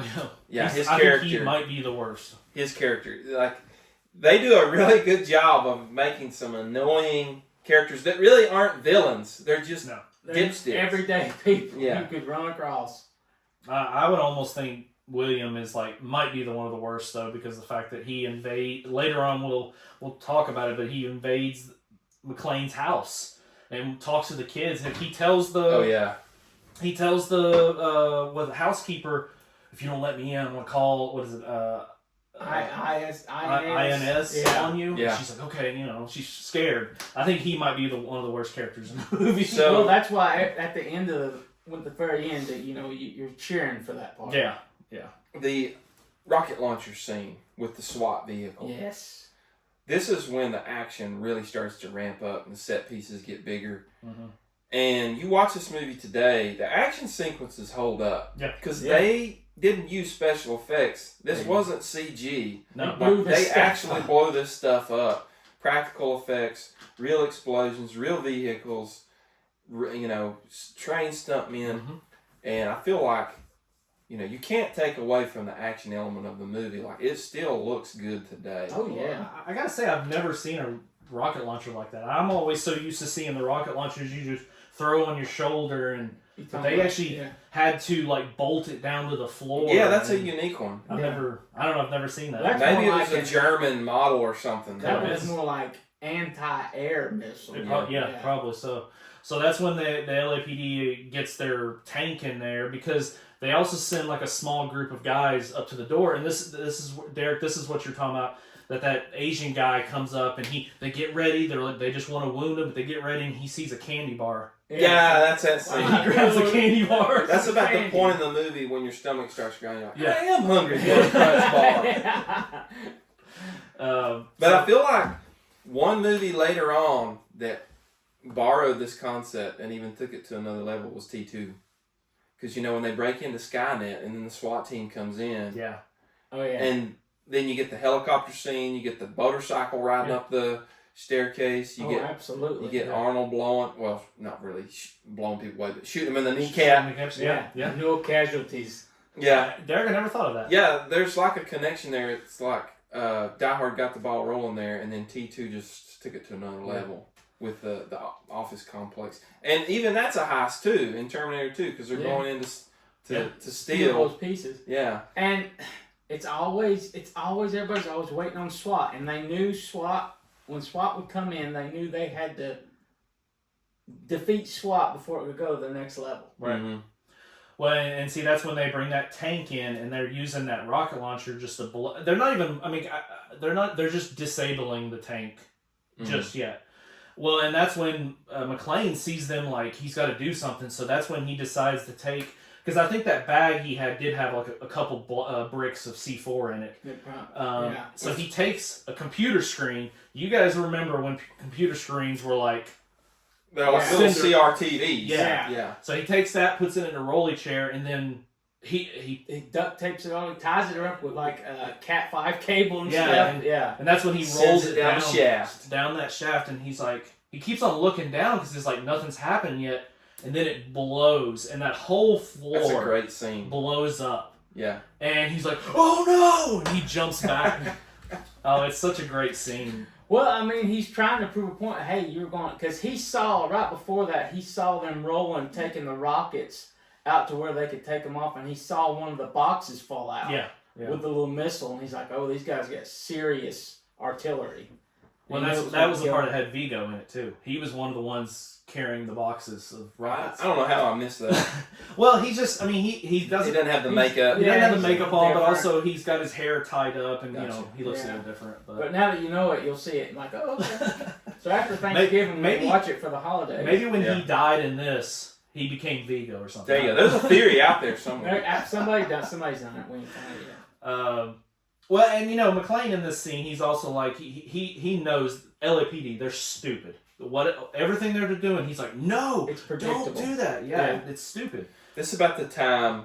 Well, no, I guess it's earlier on in the movie when Hans Gruber gives him the nickname Cowboy. Yeah. Yeah, You, John Wayne. yeah. Maybe that's earlier when he kills his brother. I think Yeah. it was like right after Yeah, he yeah, kills the yeah. brother because I want to say McClane radios him because he's trying to radio and he's like, hello, and then McClane's like, hey, or you know, he says something, Howdy. yeah, and that's when they have like a little conversation, Yeah. and that's when he says the whole yippee-ki-yay He's like, line. you're a cowboy.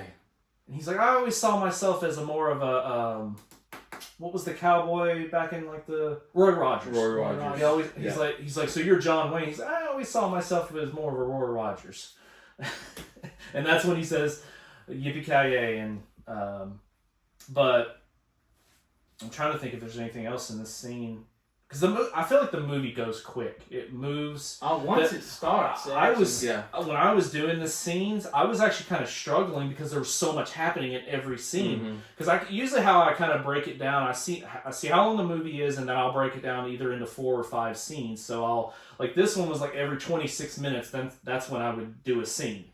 So in this, it was very tough for me breaking this down because there was so much happening in every scene. But you know, and this part too is when they start seeing that he's got his guy breaking into the safe, and he keeps telling him, "Look, I'm not going to be able to get past the 2 electromagnetic locks. Yeah. On the inside, what 7 total he has to go through to disable." Yeah, it's the first 6 that he can get through, but the final one, he's like, "There's no way I can get through it." He's like, "So I hope you have a miracle." And Hans is like, "Well, it is Christmas time, Yeah. so he has something." Ta-da! Yeah. All right, you guys want to move on to scene 4? Yeah, let's go. All right. Okay, so scene 4, Ellis gives Hans McClane's name. Ellis, that was his name, Ellis. Leading to Hans' killing of Ellis. Hans demands a list from the LAPD and searches for detonators.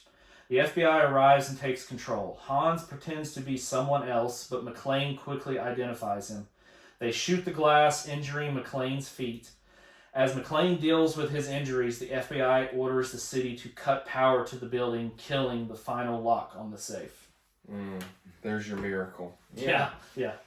I guess Hans, that's how smart Hans was. Is he's like, I knew it would come to this where they would cut the power to the building, and that would release the final. Well, when he says it, he's like, "Oh, when the FBI," I think he says it one of the times. He's like, "I'm not talking to you anymore. I'll only talk to the FBI." And then when they show up, he's like, "They're so predictable." Mm-hmm.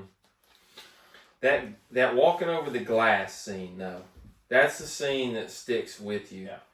Because, I mean, just the thought of that. If you've ever stepped on a piece of glass or ever cut your foot, I mean, the horror of that. And then, you know, John McClane is a man's man. He's a beast if he can walk over that glass and then just keep fighting. I mean, Well, and you know, when you're 10 years old, you went barefoot everywhere. Yeah. Yeah. Your feet were tough. Well, Yeah. and Now, no. he crawls out through. I said this earlier, but he crawls out that doorway, and you see the blood trail Yeah. from his feet. And then when he gets on that sink and he starts picking at the glass, he pulls out a huge chunk right out of his foot. It's just like, ooh. And they do before this even happens. He says when he kills the first guy, he's like, "Of course, I killed the one terrorist with feet the size of my sister." Yeah. So that was a good line. But when you know at some point he found the explosive on the top floor, and that's when he pulls the detonator caps out of all the Right. C4. So that's when, and he's like, well, now they can't blow it up. That was part of their plan. So now that's why Hans is trying so hard to find him, because he has to have those detonator caps to blow up the C4. Yeah. Well, and this is the scene where we see Ellis. He's like, he's probably still, actually, I think he sniffs some more coke while he's a hostage. Probably. And he finds out from Holly that that's her husband that's doing all this stuff. And he's like, I'm not doing this anymore. He's not going to get us all killed, so I'm going to take control. He's like, and that's when they're like, he's like, Hans is like, what do you want? And he's like, Hans, Bobe. Yeah. Let's make a deal. Let's make a deal. Real greasy kind of Oh, used car. makes my salesman. skin crawl.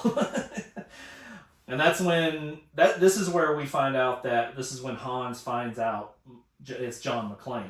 Yeah, He finds and out his name and he's everything. actually, they're in Holly's office. Yeah. When he does it, because that picture's turned down. Yeah, and if it wasn't for her getting mad at McClane earlier in the movie, Turned down. So I mean, we would find out. they tied up a lot of little plot holes that really worked.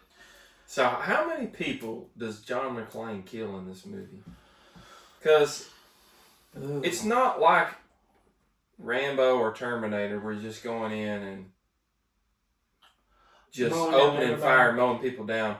It's like one-on-one. Like he just systematically knocks out the team. let's say, what would you say? There's like 15 I mean, terrorists or whatever you want to call I feel them. like, every time he kills somebody, it means something because he's evening the playing field with every time. Yeah. And it's going to end up being Hans and McClane. So he kills Carl's brother. Yeah. Yeah. He kills the two guys that surprise him in that boardroom. Yeah, after he sends the bomb down, they send him up there to go find him. And you can maybe even say he kills those two because we don't see them again. The ones on that with the rocket launcher. Yeah. So you can say he's killed 5, and then he kills one of the guys that after Hans tries to kill McClane right there. Yeah. He kills one of the guys coming out of the elevator. So that's 6. All right, here you go. You want the answer? Yeah. John McClane kills 10 people Yeah. in Die Hard. Yeah. This is the lowest kill count for any of the Die Hard movies in the series, according to the AI here. One of the terrorists, McClane kills 2 women, Katya and Mylene. Don't remember that. Oh, they were in the later movies. Okay. I had to think about it. I was like, I don't remember any women terrorists in this movie. Must be from the third one. Yeah. 'Cause I don't remember any women in the second one. I think the one where he's in with his son, like in Germany or something. There's some women. Well, I know there's one in the 4th when he kills one of them, like throws her down an elevator shaft. Yeah. I know there's that one. Well, the Asian guy that grabbed the candy bar, he kills him when he's trying to go to the roof. He's trying to save the hostages when they send him all to the roof. He literally opens the door and just boom, boom, boom, boom, boom. Man, listen to this. John McClane has a surprising number of kills in each individual Die Hard movie, with the lowest being 10 in the first movie and the highest being 24 in the second movie. Despite a total of 73 kills across the franchise, this number is relatively low compared to other movie heroes. See, Keeping the kills per minute limited, the Die Hard movies give each death a bigger impact, which is what I was saying. Yeah. Showcasing that sometimes less is more when it comes to the action of the movie. That's from a Screen Rant article. You can go look it up. The title is "How Many People John McClane Kills in All 5 Die Hard Movies." Because like I said, it's been forever since I've seen the second one. Isn't there like a plane that he blows up? In the second one, it happens at the airport. Yes, and he so does blow up a plane. that's probably why the body count's so high. Because he blows up a plane. So in Die Hard, listen to this. There's 1 kill every 13 minutes and 12 seconds. Yeah, that makes sense. Yeah. So you don't. So we talked about the pacing of the movie. Yeah. How it's just keeps you going consistently. In Die Hard 2, there's 1 kill every 5 minutes and 10 seconds. Tell people. And Die Hard 2 was a shorter movie. Yeah. 124 minutes compared to 132. Die Hard with a Vengeance, there's 1 kill every 9 minutes and 51 seconds. And then Live Free and Die Hard, 1 kill every 9 minutes and 55 seconds. So basically every 10 minutes. Yeah. So interesting. Hmm. There you go. That was a deep dive. 10 people. 10 people. Well, one thing I also noticed watching it recently, if you notice, in every scene he uses something that's on any floor. Yeah, he MacGyvers it. Exactly. Yeah. Yeah. Because he loses a machine gun like right away. Yeah. Until he gets another one. So this is where we see, after he's injured his foot, and like I said, that scene of him pulling the glass out of his feet is just so painful. And then this is when the FBI, the morons FBI, decide to cut the power to the building. Standard. And that's when the final lock is let go, because I guess it's some kind of safety feature or something. When the power goes out, it just releases all the locks, whatever. And they have their little party. Yeah. And then what does it play? Did it play the Christmas song Hallelujah? Yeah, that's Hallelujah. Yeah, another Christmas favorite. So this is where we see them kind of freaking out about the all the bearer bonds and everything, and I mean it's like Christmas, it's for them. It really is. Funny how that is. It is. Let's see. And so this was the final straw of his tank top. He uses his tank top to bandage up his wounds. He wraps. Finally takes it off. Yeah, he takes off his shirt and the dirtiest piece of clothing he has to wrap around an open wound. So he wraps his feet up, and this is where he jumps off the. No. Is this where he jumps off the roof? I think that's the next scene. Okay. Yeah, when he's trying to get the hostages out on the helipad, and then him and the henchmen have their big duel. Yeah. You guys got anything else for the scene? You want to move on? Yeah, we move on. Okay. Final scene. McClane realizes they plan to blow up the roof when the armed helicopters arrive. He fights Carl to death. Hans discovers Holly is his wife. McClane instructs the hostages to return downstairs. He ties himself to a fire hose and jumps off. The roof explodes, killing the FBI. McClane shoots through a window, returning to the building. He shoots Hans, who falls out a window. Carl survives, so Al shoots him and saves McClane. Then it snows. Is there snow? There's snow. Is there? Yeah, at the Nice end. little Christmas touch. So, in terms of a final bang to finish the movie, you get that memorable scene where the helicopter crashes into the building. Oh yeah. And it seems like that had to be in the trailer. Probably. Yeah. Probably. I think they probably shot that with a model. Yeah. No.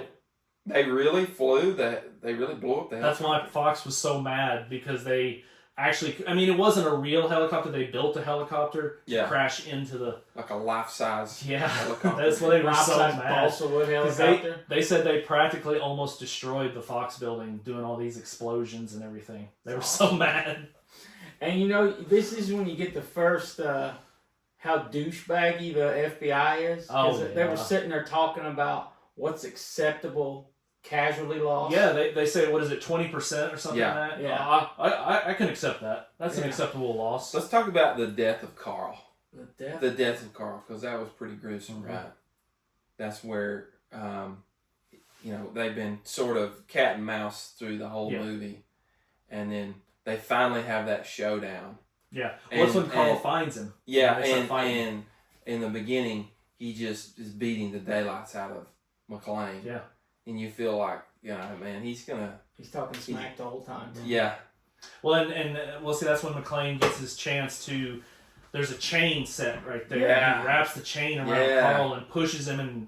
Well, you think he's dead. Mm-hmm. You think he's dead right there. Yeah. So the whole ending of him coming back and he's all bloodied up, so it's very shocking. Yeah. You see him at the end there. I actually forgot when I watched it the first time. Dude's got a stout neck. Yeah, that's pretty amazing. That's gruesome when you're watching. You're like, man, he's going to be suffocated. He's going to be hanged right there by that chain. Yeah.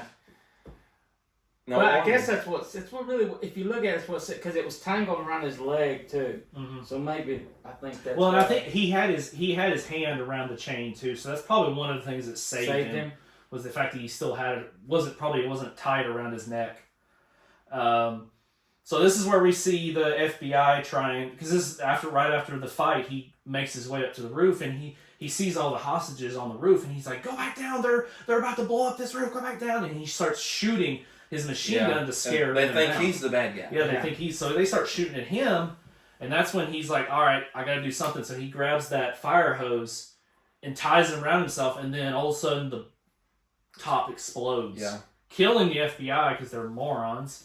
And then he jumps off, and luckily the fire hose unwraps, but then the whole thing comes off, the reel comes off. and he's laying there, and he shoots the window, busts in the window. But then this scene was actually kind of nerve-wracking for me, because he's tied to it and it's pulling him out the window. He's got to get it untied, and he's and it drops.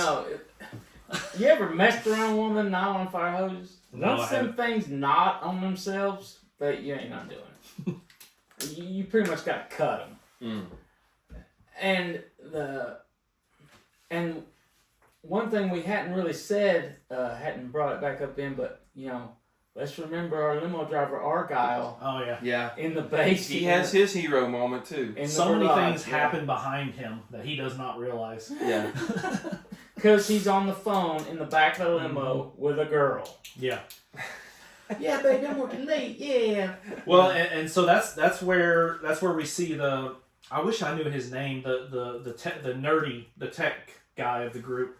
He goes down and grabs the truck and then pulls the ambulance out. Yeah. So because this is what their way of for the terrorists to get away. Once he knows it'd be a big explosion, there'd be a lot of ambulance and first responders. Right. So it's the escape vehicle. Yeah. And this is when what's his name? Argyle. He just drives that dude. He gets killed. He just see, and then he goes over and knocks him out. He's like, "Oh," and then Argyle just goes there and punches him out. And he's like, "Yeah." I'm trying to look up homeboy's name. That was the tech. Oh, the tech guy. Theo. Okay. Yeah. I always remember him from Walker, Texas Ranger, because me and my dad always watched Walker when I was a kid. We loved that show, but he was Walker's partner for the whole series. I know Hans probably said Theo a couple times, but it wasn't said very much. I wouldn't remembered it. So, and then this is where we see McClane. He finds out where they're at. Yeah, where the safe's at. And he goes in there, and he is just all bloodied up. Oh, yeah. He's beat the crap. Yeah, he's got no shirt on. His face is all beat up. Sweaty, and he's only got 2 bullets left. Mm-hmm. He's got his handgun taped onto his back. But you don't know that. Yeah. First time watching it, you don't know that. He thinks, I ain't got a gun, I ain't got it. Well, because in just a second before, he sees duct tape, like specialized duct tape. Which was such an awesome thing. I know other movies have robbed that scene with the hiding the gun in the small of the back like that, but there's actually a throwback in Die Hard with a Vengeance. He has a pistol taped onto his back right at the beginning of the movie. I kind of feel like this was sort of a play on Good and the Bad and the Ugly, or Clint Eastwood's character in Fistful of Dollars and all that, where he puts the piece of metal underneath his poncho. Yeah. It's kind of like that. Yeah. It's a gotcha moment. Yeah. And can you see that camera? It's just a riff off of that. Like, instead of doing the body armor, we're going to do the tape on the back. He's got his hands up and then laces them behind his head. That's what a cop will tell you to do. Well, see, and because Hans has Holly at gunpoint. Yeah. She's right in front of Hans, and then he just starts laughing for no reason. Just starts laughing, and they're like, "Why?" And they're thinking, "Why is he laughing?" And then the camera. He's like, "Holly, get down!" And then she gets down. He shoots Hans, and then shoots. What do we call him? What's the singer? The guy that was the one that was at the guard at the desk. Huey Lewis. Yeah, look-alike. yeah. He shoots the Huey Lewis guy in the head, and so Yeah. they're both gone. But Hans is pulling Holly, Yeah. 'cause he out didn't- towards he that didn't kill window. him, Yeah. and so this is when we see McClane grab Holly, but he's still holding on by her watch band. Mm-hmm. And this is a throwback to earlier when they were talking about they gave her a Rolex Oh yeah, for sealing a deal. yeah. And then the camera goes super slow motion right here. Yeah. So to build up the tension. I mean, they're pulling out all the stops in this last 2 minutes to make this as suspenseful as Oh possible. yeah. And it works. So the only way to get him because Han's about to shoot both of them. He's gonna die. He's already been shot and he's about to fall out the building. So he's like, I'm gonna take you with me. Mm-hmm. So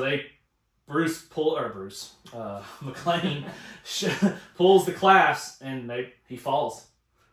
And then of course that stupid captain's like, oh, I hope that's not a hostage, just because you just see Hans him fall. fall. It's a pretty good death scene. Yeah, Yeah. Like it sends him off in a grand finale. Yeah. it's good. It's really good. It's definitely an image. You can find memes of that one all the time too. The surprise look on his face Yeah. when he's falling. Yeah, Yeah, and that trope is pretty consistent through a lot of action movies where the bad guy falls off a cliff yeah. Yeah. or whatever. But for some reason, I don't know why, Die Hard just does it better than anybody else. Yeah. You know, the only other one that comes close or maybe even tops it a little bit is Gollum falling in Yeah, to it's holding- Mount Doom, yeah. and he's holding the ring. But that's completely different, you know. Yeah. That's fantasy. This is more action, realistic. That almost went like T2 with the whole thing. So we see McClane and Holly. Everything's okay as far as they know. Yeah. They're walking out the building, and this is when McClane first actually meets Al face to face. And, they hug each other and everything. He introduces Al to Holly, and then this is when Carl comes out. Everybody starts screaming because Carl comes out. He's all bloody Yeah. up. He pulls out his machine gun, and then Al just blows him away. With his little 6-shooter. Al gets his moment in the sun. Mm. Because that's the first time he's pulled his gun and shot somebody since the kid he accidentally killed. Yeah, I mean, so that just totally invalidates everything that Roger Ebert was talking about, Yeah. where his character doesn't mean anything. Like, dude, he saves the hero at the end of the movie. He's the everyday guy. He just missed it. And the one thing I don't like that Ebert said, called it a thriller. I don't see a thriller at all in this movie. This is pure action. Yeah, it's total action. So I There's don't know why nothing. he called it a thriller. I mean, it may have thriller aspects, but not in the. I can think of other movies that are more of a thriller Yeah. than. I mean, this is blow up, popcorn, action. Yeah.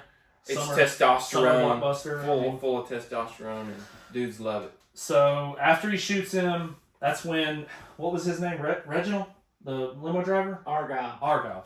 I can't keep. You're talking about Reginald Vale Johnson.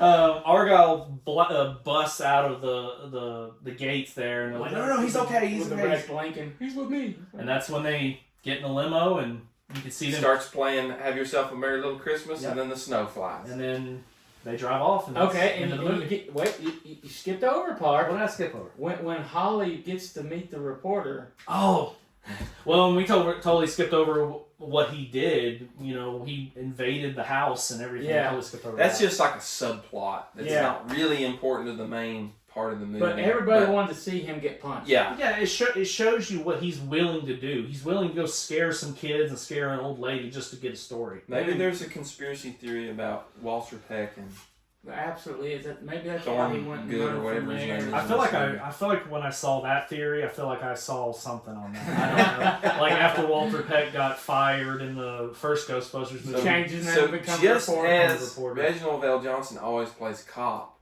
William Atherton always plays that And really snooty character. There's got to be a connection there. He got fired from the EPA Yeah. in Ghostbusters. yeah. All right, you guys got anything else for this final scene? No? No. All right.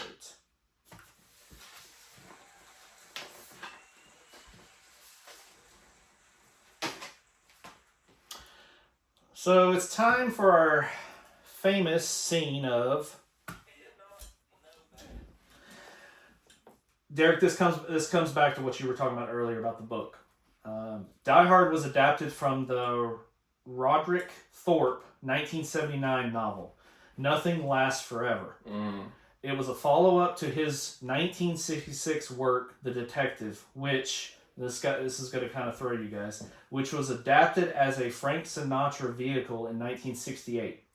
As a result, Frank Sinatra was, how do you say that? Contractually obligated first. They had to ask him first if he wanted to star in this movie. Wow. Because he was under contract with it. This movie would not have played the same thing. No, I'm trying to blue eyes. Especially what is this? 1988. Yeah. It ain't gonna happen. 88. Frank Sinatra. He was old, and so this is what rolling out in a wheelchair. This is what he said. He says, as expected and relief to all involved, he declined, saying, "I'm too old and too rich." He ain't got time to fool with I that. got time with that. Anybody got time for that? All right.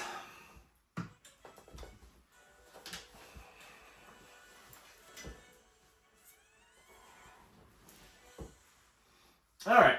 So, Doug, let's start with you. What's your number one quote? Oh man, As we said, there's a lot in there's this a movie. lot of them.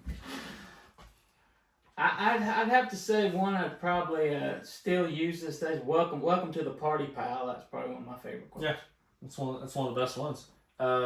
Derek, what about you? That's a good one. Of also notable quotes. Come out to the coast. We'll get together. We'll have a few laughs. Why he's in the air duct. Yeah. That's a good one. 9 million terrorists in the world, and I gotta get the one with feet smaller than my sister. You mentioned that. You throw quite a party. I didn't realize they celebrated Christmas in Japan. Now I know what a TV dinner feels like. That is a real good one. Hans, Bubby, I'm your white knight. Yeah. Oh man. It's such a dislikable character, but the line is just so funny. Well, you know what? I'm gonna go with welcome to the party, pal. That's I love that quote. Yeah, especially after what he just threw a dead body out the window. Yeah. And he's looking out. Yeah, I think that's my favorite one because the yippee-ki-yay line is so quiet. If you notice, because he's backing out the door, he's like yippee-ki-yay, and then he backs out the door. It's so quiet, but it's become the most famous Yeah. line. Definitely like one of them. So I'll tell you what my favorite line is, and it's not even the best line of the movie. I think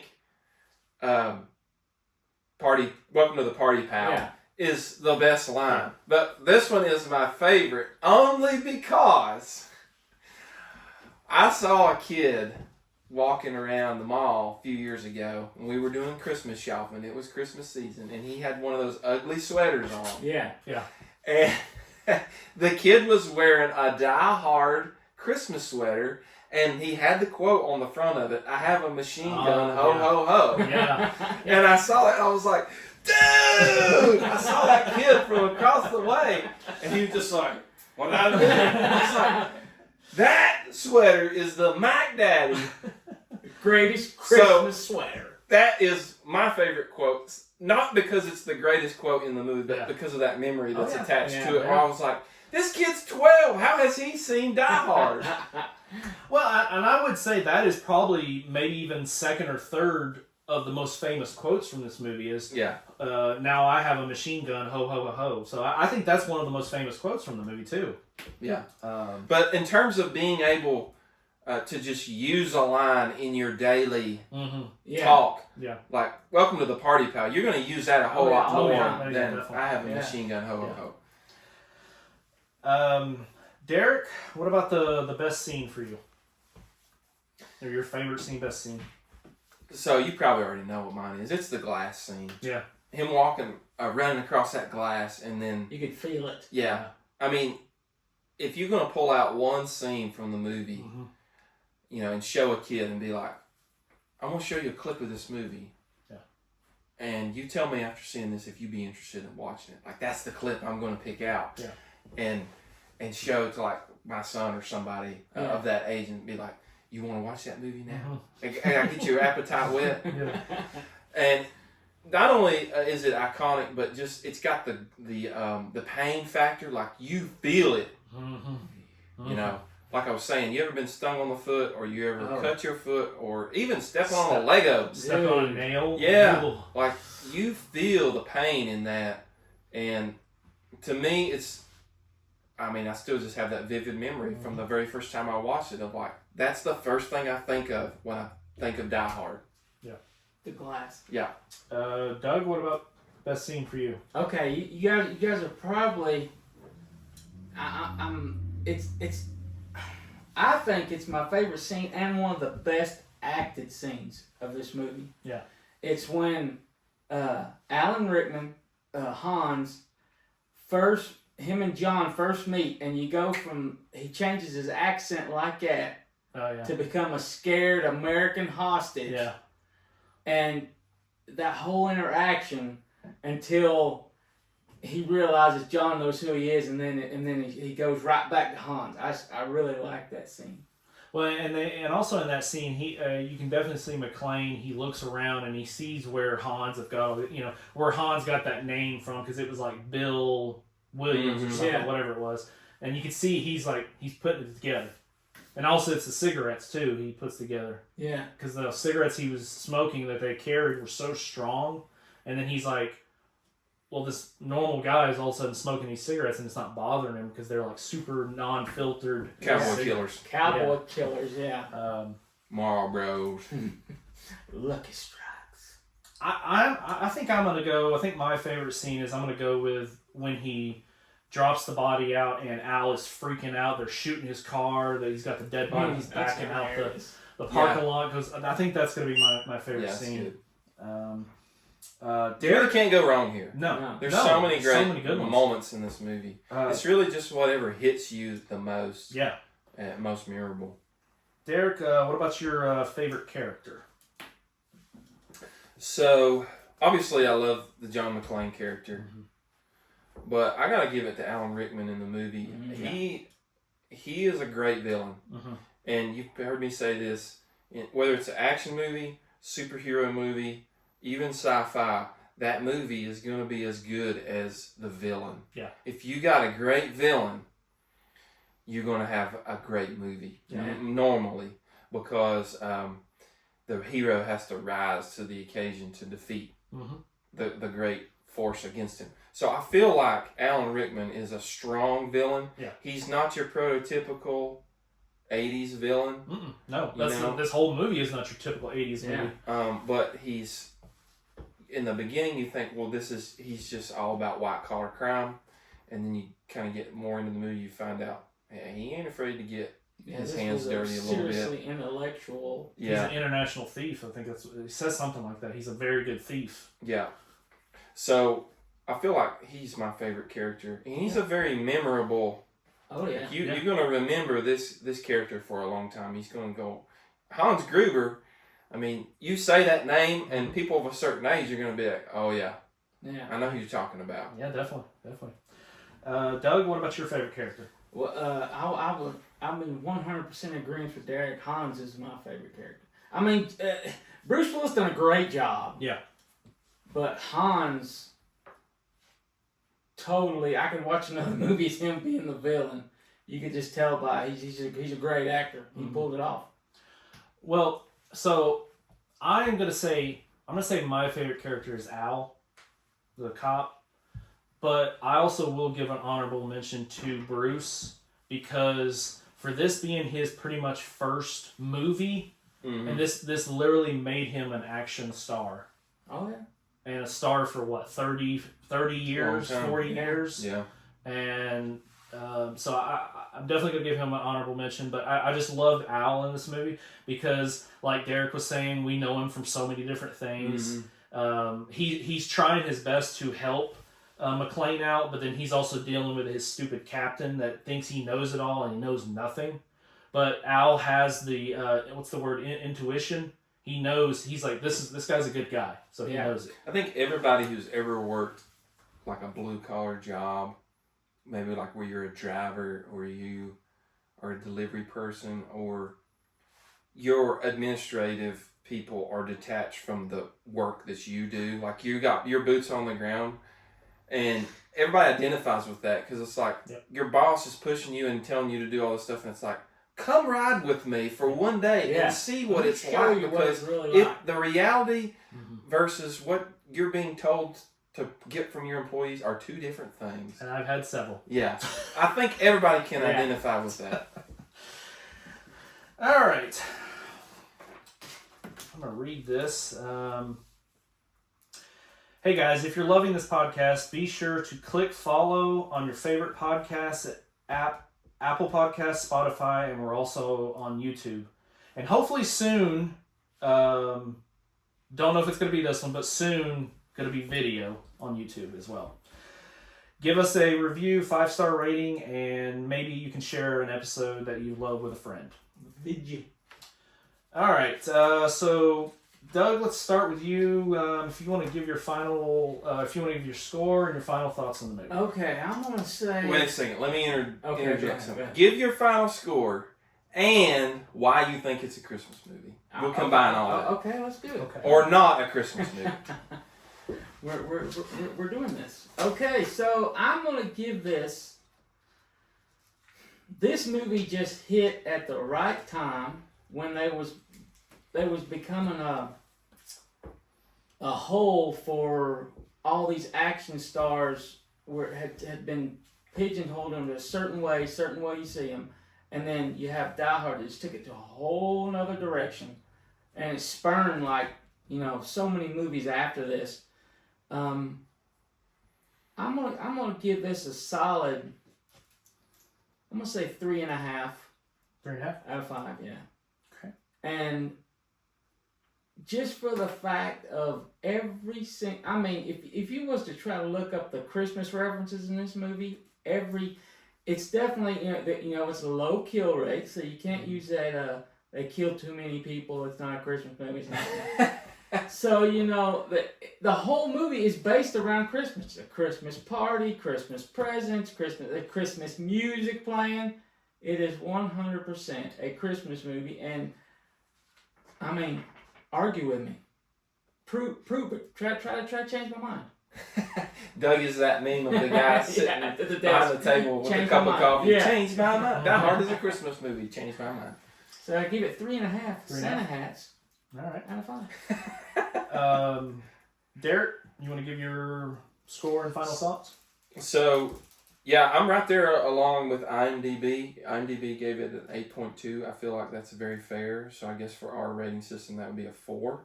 You do a 4? I feel like one reason why we give this movie a higher mark is its rewatchability. Mm-hmm. Oh yeah. I mean, it doesn't have to be Christmas, right? You can watch this movie anytime. It doesn't seem to get old. The pacing is great. You can pick up this movie at any point in its progress and enjoy it. Yeah. The action still holds up. Mm. The acting Effects is are really great. pretty good. There's a lot of humor injected into the action. Yeah. It's just got so many iconic moments, like Doug said, that redefined action movies. And so, to me, this movie's got everything you would want in an action flick. It's got great characters, great villain, good pacing, special effects are amazing.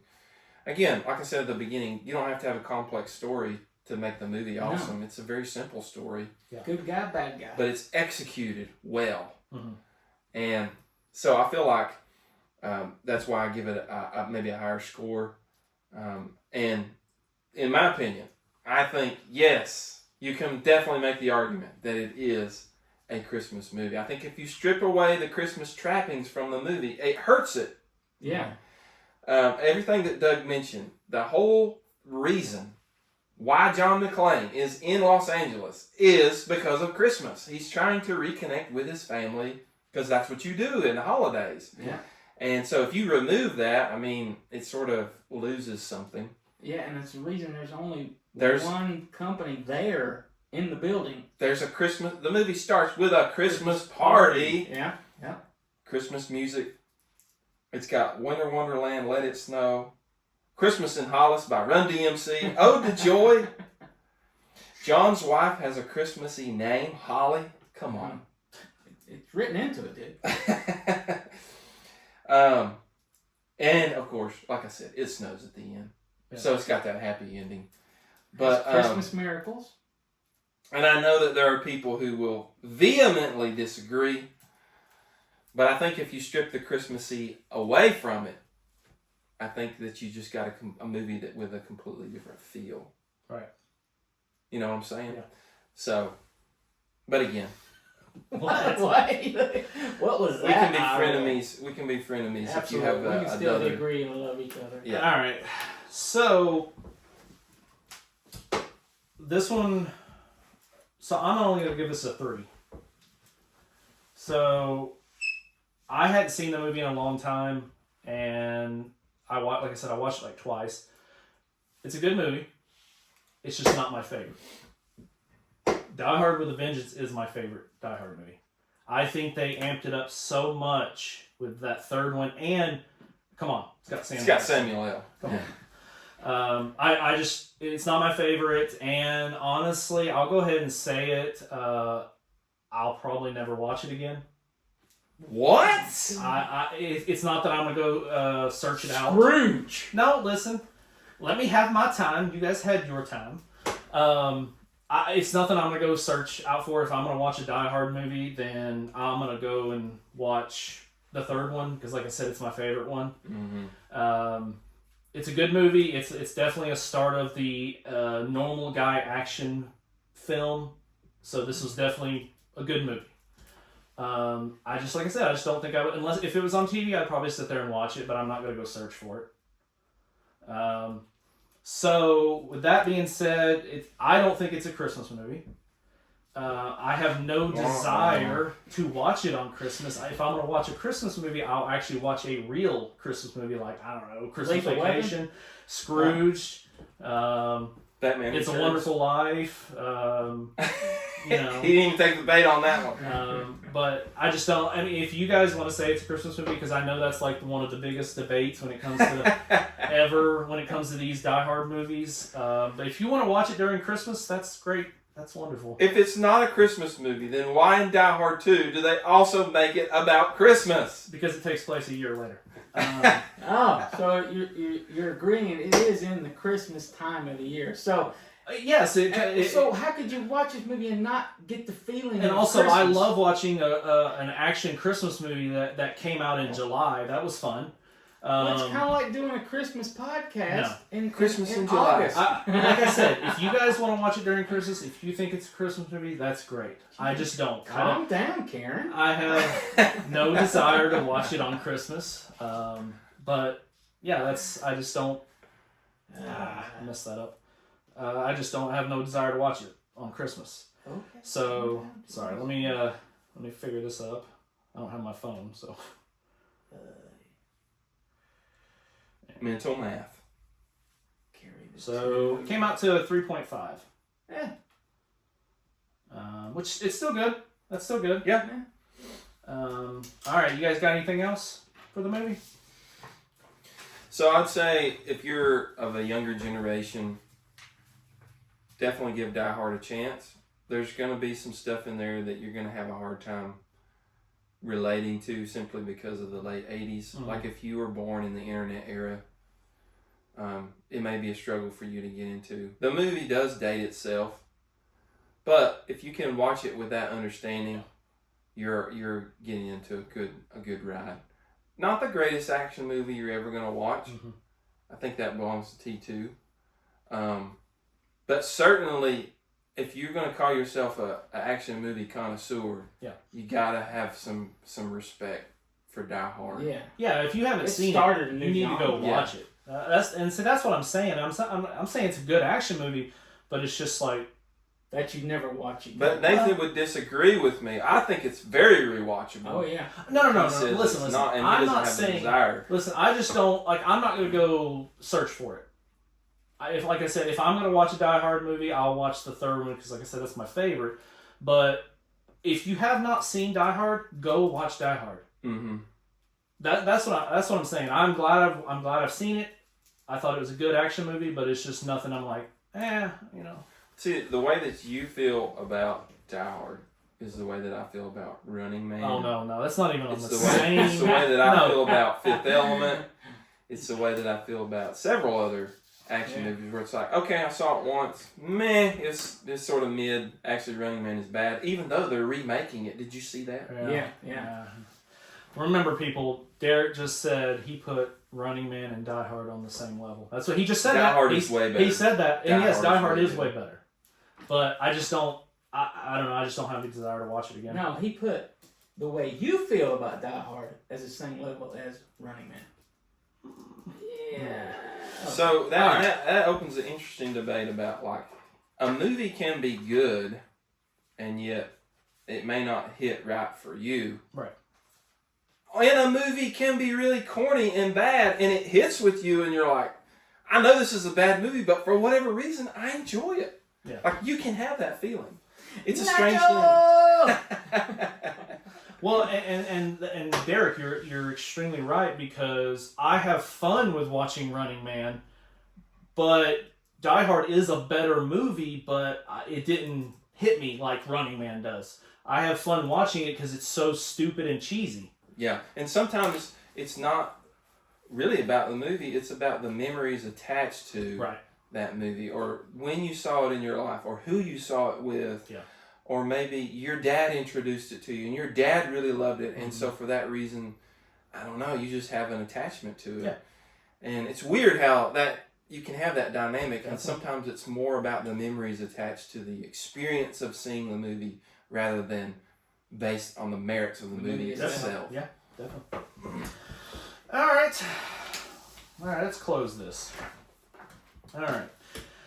That's all for today's episode, folks. We hope you enjoyed our crawl through the air duct in the world of 1988's Die Hard. Join us next time on Video Rental as we tackle another classic movie. Until then, stay cinematic and remember, welcome to the party, pal!